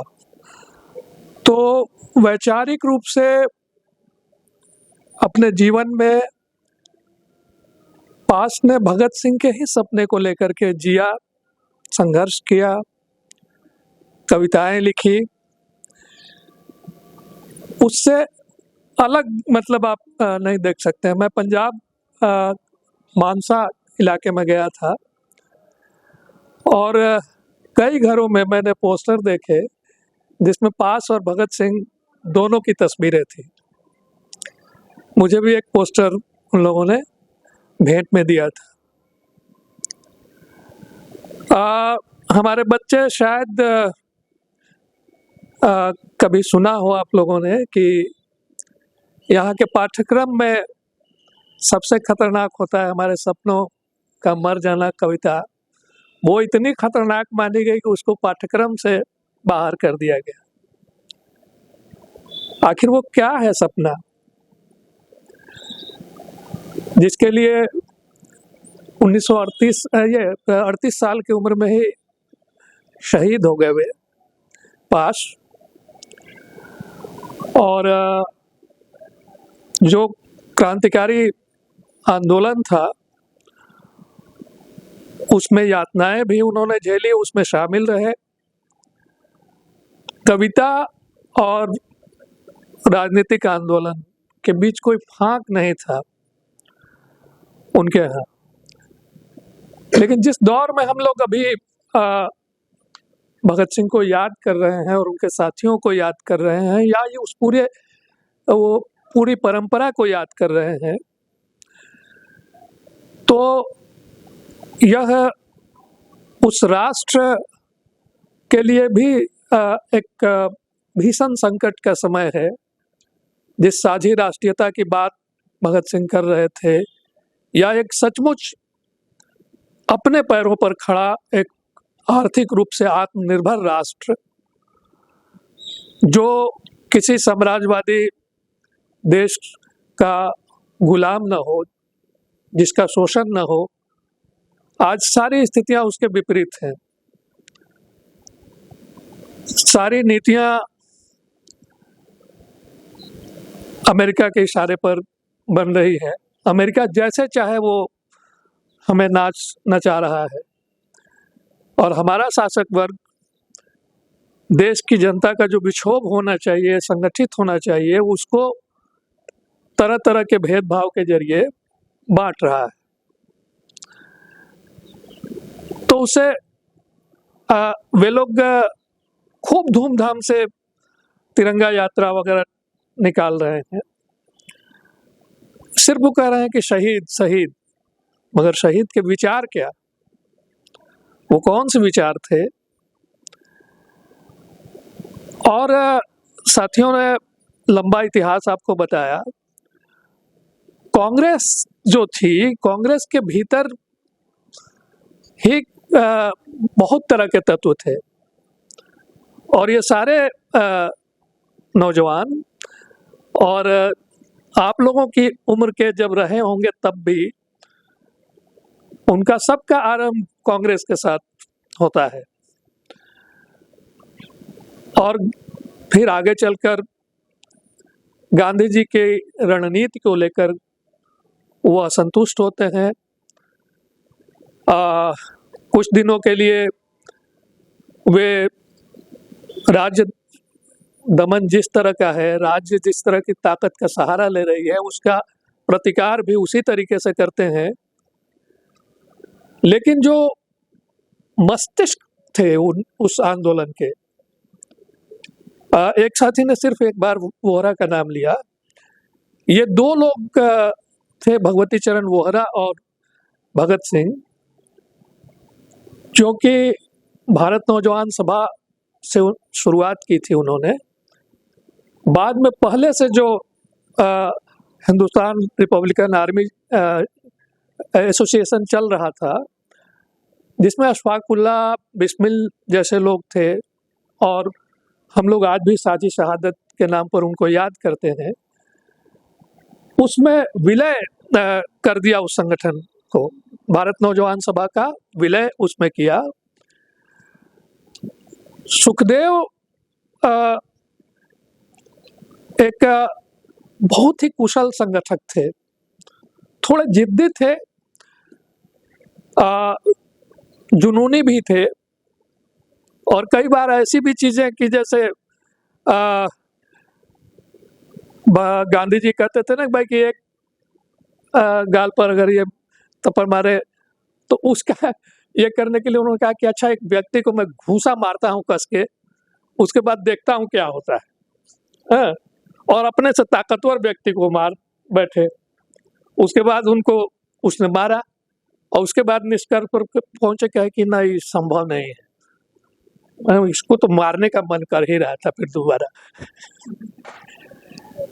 एक बार कोई ऐसा चिन्ह था उनके ये हाथ पे जिसको लगा कि इसके वजह से पकड़े जा सकते हैं, तो उसको जलाने की कोशिश किए, फिर छुपाए रखे साथियों से। एक जगह यशपाल लिखते हैं कि यतीन्द्र के बाद जो इन लोगों के साथी थे जो लंबा आमरण अनशन करते हुए शहीद हुए थे, कि ऐसे जिद पे अड़े हुए थे कि लग रहा था कि सुखदेव ही दूसरे शहीद हो जाएंगे। तो सोचते बहुत ज्यादा थे। यशपाल ने लिखा है कि वो बैठे बैठे सोचते रहना उनकी आदत थी सुखदेव की। और मुझे सौभाग्य कहिए, सौभाग्य सब थोड़ा अटपटा लगता है हम लोगों के लिए, उनकी बहन जो थी 95 साल में भी वो आवाज उतनी ही कड़कड़ाती हुई आवाज, शायद शकुंतला सहगल ऐसे कुछ नाम था, तो वो लोग अभी साथी राजगुरु के बारे में बता रहे थे। आप आजाद के बारे में भी सोचिए कि आजाद भी किसी वैसी पृष्ठभूमि से नहीं आए थे, वे तो ऐसी पृष्ठभूमि से आए थे जहाँ की ऊंच नीच का भेदभाव और तरह तरह के कर्मकांड और ये सब चीजें थी। पूजा पाठ उसी तरह से करते थे। और उनके साथी कौन थे जिन्होंने कहा कि मैं नास्तिक क्यों हूं? भगत सिंह। और फिर वो पढ़वा करके किताबें खरीदवाते थे और साथियों को कहते थे कि पढ़ के सुनाओ और मुझे बताओ कि इसमें क्या है। और ये आजाद की मर्जी से इसमें सोशलिस्ट शब्द HRA में जुड़ा था। यह एक पूरी प्रक्रिया थी। और ठीक ही सत्यम बता रहे थे ना कि यहाँ HSRA का ब्रांच था। यह ब्रांच दरअसल पूरे देश भर में था। और जब फांसी की सजा हुई थी उस पर बड़ी बड़ी जुलूसें, बहुत बड़े बड़े मतलब विरोध प्रदर्शन हुए थे। लेकिन बिपिन चंद्र बड़े इतिहासकार रहे हैं, उन्होंने लिखा है कि उपनिवेशवादी ताकतों को यह खतरा था कि इस मस्तिष्क को अगर जिंदा रहने दिया गया तो ये भारत में क्रांति को संभव कर देगा। और चमनलाल कहते हैं कि अगर सचमुच वे रहते तो भारत के माओ और या लेनिन हो सकते थे। खैर वो जब चुनाव कर रहे थे तब भी उनके सामने लक्ष्य बिल्कुल स्पष्ट था और यह मानकर कर रहे थे कि इससे नौजवानों के भीतर क्रांति की आकांक्षा बलवती होगी, तेज होगी। हमें उस दौर को असल में देखना चाहिए। अभी हमारे एक दलित चिंतक हैं, उन्होंने कहा कि भाई लाला लाजपत राय की हत्या का क्यों बदला लेने के लिए ये लोग ये हुए। आज के समय से उस दौर को नहीं हम मैंने आंक सकते हैं। स्ट्रेटजी थी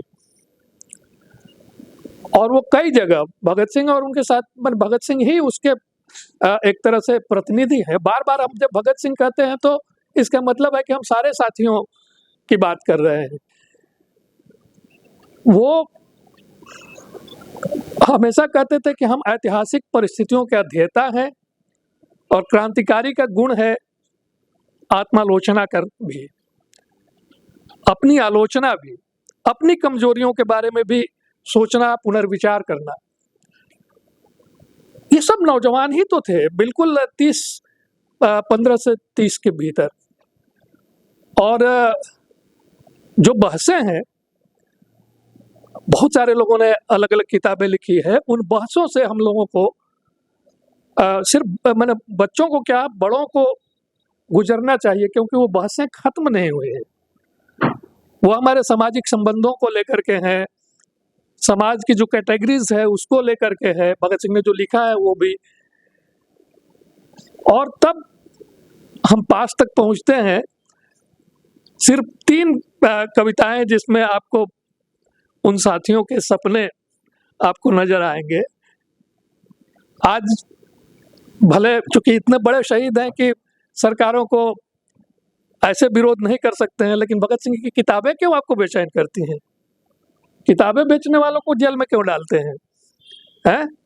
इसका मतलब यह है कि आपका वश चले तो भगत सिंह को आप गायब ही कर दें। लेकिन वो कविता से ही मैं शुरू करता हूं जो 23 मार्च शीर्षक है उसका, और पास ने भगत सिंह पर ही लिखा है।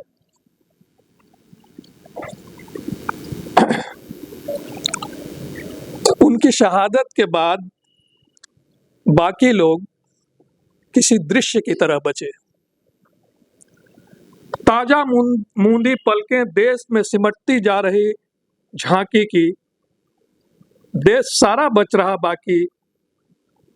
उसके चले जाने के बाद, उसकी शहादत के बाद, अपने भीतर खुलती खिड़की में लोगों की आवाजें जम गई। उसकी शहादत के बाद देश की सबसे बड़ी पार्टी के लोगों ने अपने चेहरे से आंसू नहीं, नाक पोंछी। गला साफ कर बोलते ही जाने की मशक की, उससे संबंधित अपनी उस शहादत के बाद लोगों के घरों में उनके तकियों में छिपे हुए कपड़ों की महक की तरह बिखर गया। लोगों के घरों में उनके तकियों में छिपे हुए कपड़े की महक की तरह बिखर गया। शहीद होने की घड़ी में वह अकेला था ईश्वर की तरह, लेकिन ईश्वर की तरह वह निस्तेज न था। यह है भगत सिंह पर लिखी हुई उनकी कविता। और भगत सिंह के परंपरा के लोगों को जिस तरह से देशद्रोही कहा जाता है, जबकि वो कहते हैं कि भाई तुम्हारा जिस तरह का है, तुम जिस तरह की सुरक्षा के नाम पर जो जो करते हो, हमें दरअसल उससे खतरा है। एक कविता में ये है। लेकिन भारत को क्या समझते थे भगत सिंह और भगत सिंह को चाहने वाले, ये पास की कविता के जरिए देखिए। भारत मेरे सम्मान का सबसे महान शब्द, जहां कहीं भी प्रयोग किया जाए बाकी सभी शब्द अर्थहीन हो जाते हैं। इस शब्द के अर्थ खेतों के उन बेटों में है जो आज भी वृक्षों की परछाइयों से वक्त मापते हैं। उनके पास सिवाय पेट के कोई समस्या नहीं, और वह भूख लगने पर अपने अंग भी चबा सकते हैं। उनके लिए जिंदगी एक परंपरा है और मौत के अर्थ है मुक्ति। जब भी कोई समूचे भारत की राष्ट्रीय एकता की बात करता है तो मेरा दिल चाहता है उसकी टोपी हवा में उछाल दूं, उसे बताऊं कि भारत के अर्थ किसी दुष्यंत से संबंधित नहीं, वरन खेतों में दायर है, जहां अन्न उगता है, जहां सेंध लगती है। ये भारत के प्रति उनका स्वप्न है। और एक कविता और है जिसे मैं पढ़ना चाहता हूँ, जिसमें जो उस संघर्ष को व्यक्त करता है। पास ही नहीं, पास के साथ बहुत सारे साथी हैं, और इन विपरीत परिस्थितियों में भी लोग उस लड़ाई को किसी न किसी रूप में जारी रखे हुए हैं। और भगत सिंह ने ही कहा था कि लड़ाई तो जारी रहेगी, रूप भले बदल जाएंगे, कभी वो किसान के रूप में होगा, कभी मजदूर के रूप में होगा, कभी वो सीधे जान की बाजी लग जाएगी, लेकिन यह जो विषमता है, जो कोर्ट में ये बोलते हुए उन्होंने कहा था, ये बड़ी वजह है जिसकी वजह से ये होगा। हम लोग इसके लिए जिम्मेवार नहीं हैं। ये जो व्यवस्था आपने बनाई है वह जिम्मेवार है। तो प्रतिबद्धता इस कविता का शीर्षक है। हम झूठ मूठ का कुछ भी नहीं चाहते। जिस तरह हमारी मांसपेशियों में मछलियां हैं, जिस तरह बैलों की पीठों पर उभरे हैं चाबुकों के निशान, जिस तरह कर्ज के कागजों में हमारा सहमा और सिकुड़ा हुआ भविष्य है, हम जिंदगी, बराबरी या कुछ भी और इसी तरह सचमुच का चाहते हैं। आप देख लीजिए, कर्ज की वजह से देश के किसानों ने आत्महत्याएं की है। अभी भी बहुत सारी चीजें रिकॉर्ड पे नहीं आ रही है। असुरक्षित भविष्य को लेकर के बहुत सारे नौजवान आत्महत्याएं कर रहे हैं। जिस तरह सूरज, हवा और बादल घरों और खेतों में हमारे अंग संग रहते हैं, हम उसी तरह हुकूमतों, विश्वासों और खुशियों को अपने साथ साथ देखना चाहते हैं। ताकतवरों, हम सब कुछ सचमुच का देखना चाहते हैं। हम उस तरह का कुछ भी नहीं चाहते जैसे शराब के मुकदमे में किसी टाउट की गवाही होती है, जैसे पटवारी का ईमान होता है, या जैसे किसी आढ़ती की कसम होती है। हम चाहते हैं अपनी हथेली पर कोई इस तरह का सच, जैसे गुड़ की पत्त में कण होता है, जैसे हुक्के में निकोटिन होती है, जैसे मिलन के समय महबूब की होठों पर मलाई जैसी कोई चीज होती है। हम नहीं चाहते पुलिस की लाठियों पर टंगी किताबों को पढ़ना। हम नहीं चाहते फौजी बूटों की टाप पर हुनर का गीत गाना। हम तो वृक्षों पर खनकते संगीत को अरमान भरे पोरों से छू कर देखना चाहते हैं। आंसू गैस के धुएं में नमक चाटना या अपनी ही जीभ पर अपने ही लहू का स्वाद चखना किसी के लिए भी मनोरंजन नहीं हो सकता। लेकिन हम झूठ-मूठ का कुछ भी नहीं चाहते और हम सब कुछ सचमुच का देखना चाहते हैं। जिंदगी, समाजवाद या कुछ भी और। एक बात दरअसल देखिए, क्रांतिकारी किसी भी चीज को बड़ा या छोटा नहीं समझता है। वो कब कौन सा तरीका काम आएगा, ये महत्वपूर्ण है। अब कौन जानता था कि जिस करतार सिंह सराभा की तस्वीर अपने जेब में, अपने सीने के पास रखते हैं भगत सिंह, और जिस तरह से हम आज जुटे हैं, उसी तरह से वो उस शहादत दिवस को मनाते थे, वह कितनी बड़ी प्रेरणा का काम कर रही होगी। कोई कह ही सकता है कि क्या कर लीजिएगा इससे, ये 4-5 लोग हैं, लेकिन वो कब वो भूमिका निभाती है, यह बहुत महत्वपूर्ण है। बच्चों के लिए मैं बताऊं कि कुछ चीजें जो सीधे कोर्ट और ये सब से अलग भी है, वो जो आपको प्रेरणा दे सकती है। भगत सिंह की अंग्रेजी बहुत अच्छी नहीं थी। 1 साल के भीतर उन्होंने पूरी मेहनत की और उसके बाद कोर्ट में जो भाषण दिया, तो दुनिया में लोग कहते हैं कि उतनी बेहतरीन अंग्रेजी की मिसाल कम मिलती है। तो यह भी एक उन्होंने साबित किया। इससे भी आप प्रेरणा ले सकते हैं।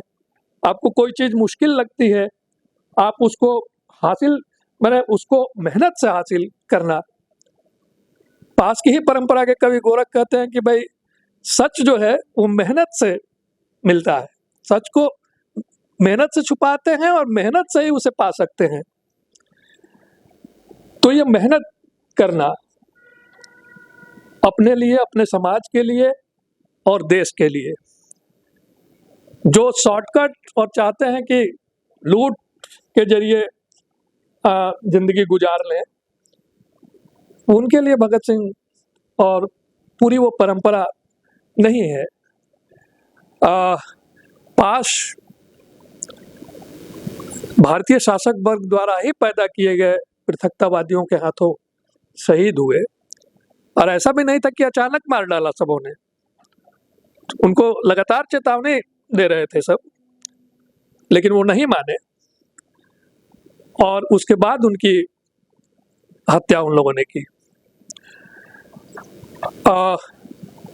जिस तरह से भगत सिंह हम लोगों को प्रिय है, वैसे ही पाश प्रिय है, और उन क्रांतिकारियों की याद इसलिए भी कि उन्होंने कितने क्रांतिकारियों माने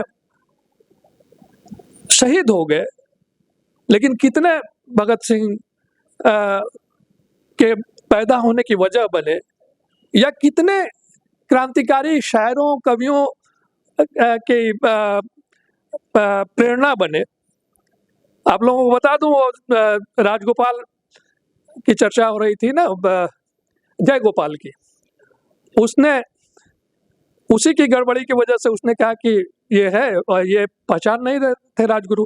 राजगुरु थे अचूक निशानेबाज थे, हाँ एकदम। और वो आजाद के मैंने ट्रेनिंग में और ज्यादा वो सद गए थे, दोनों अच्छे निशानेबाज माने जाते थे। तो मारा उन्होंने उसको, ये कहा कि यही है, लेकिन तो गलती हो चुकी थी, सैंडर्स को मारे।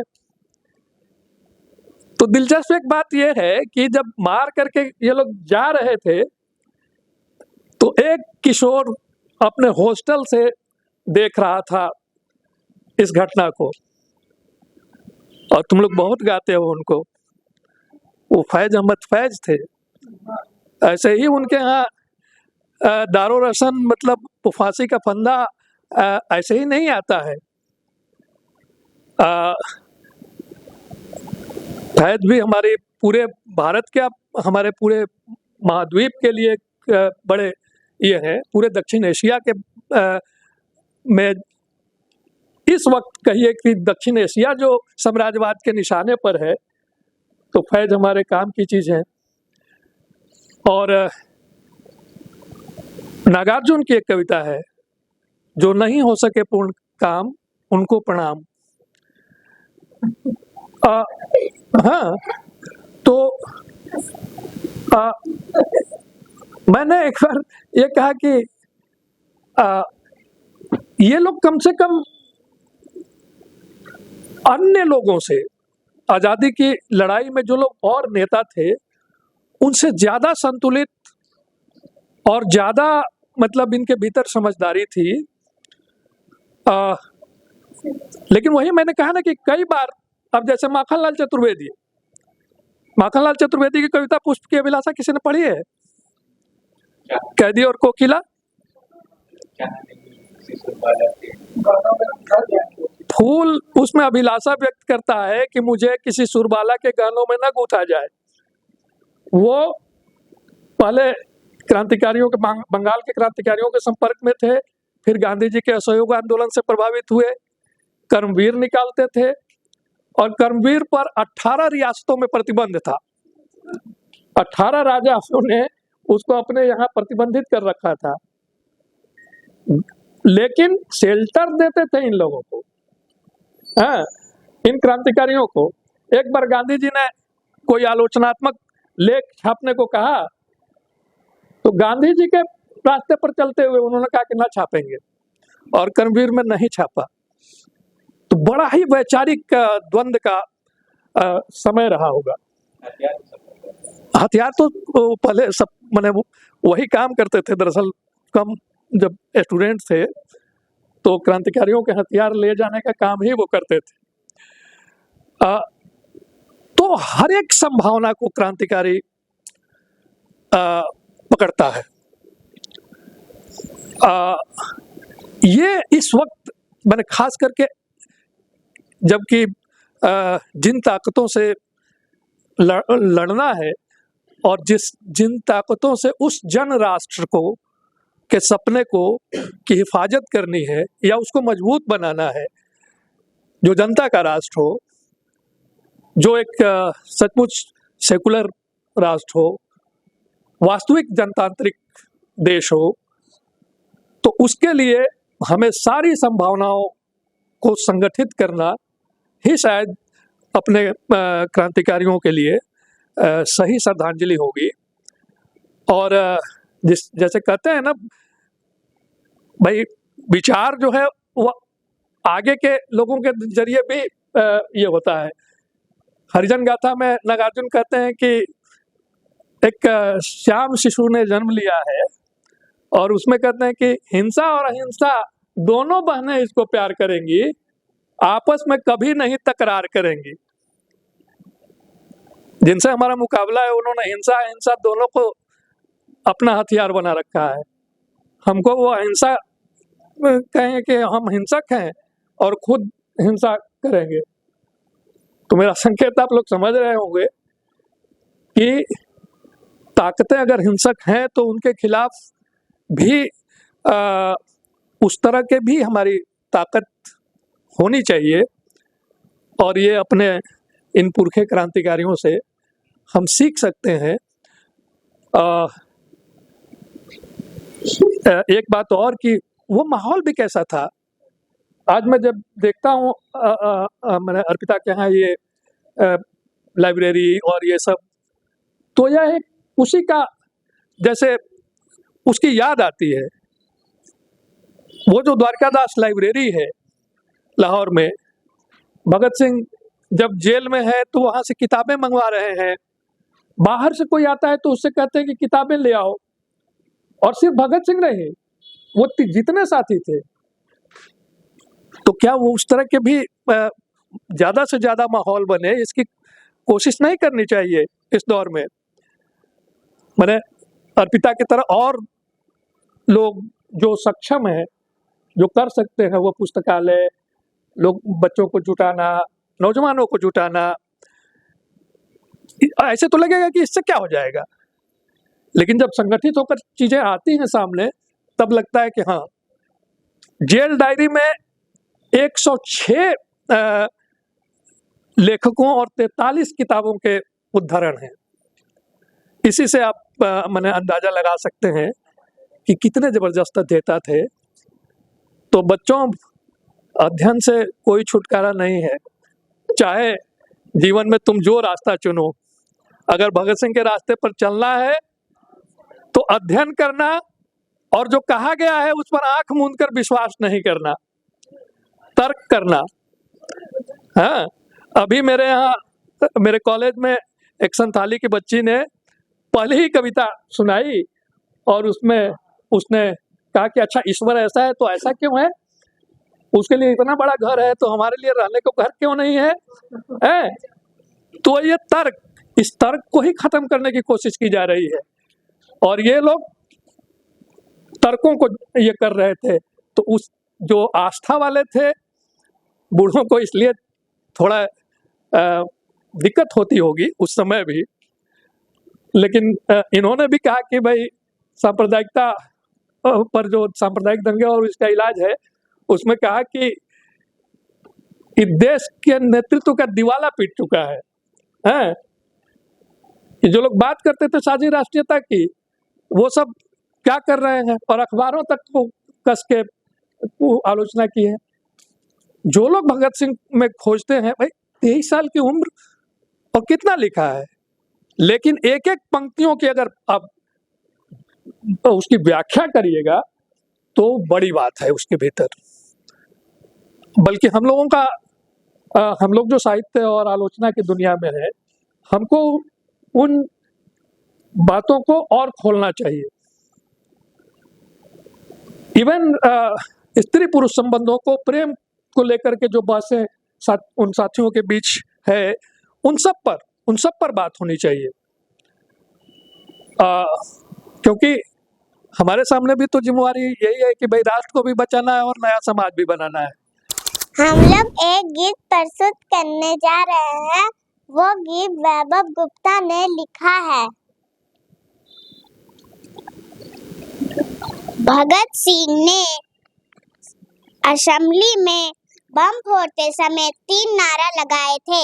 इनकलाब जिंदाबाद, इनकलाब जिंदाबाद, साम्राज्यवाद का नाश हो, साम्राज्यवाद का नाश हो, सारे मजदूर एक हो, सारे मजदूर एक हो।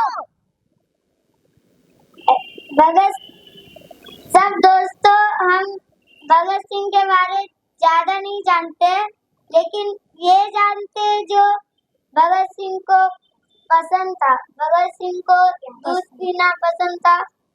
आज उसको फिल्म देखना अच्छा लगता था, तो अपने दोस्तों से वह उधार मांग के फिल्म देखने जाते थे।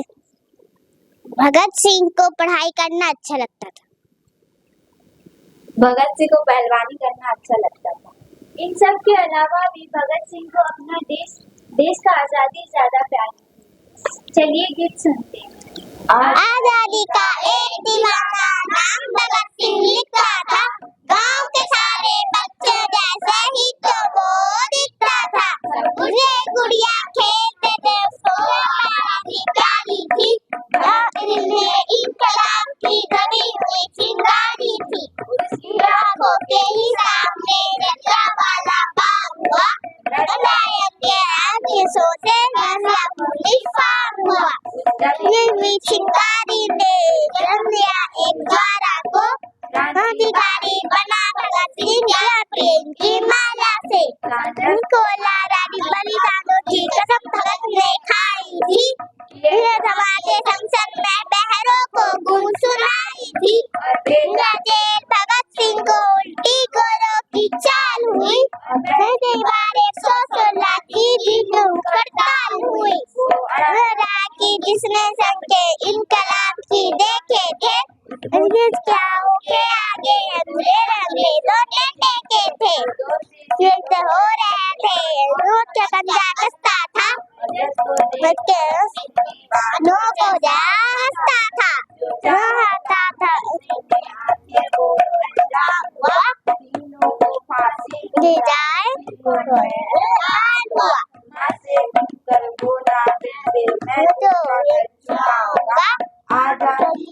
एक दीवाना नाम आऊंगा।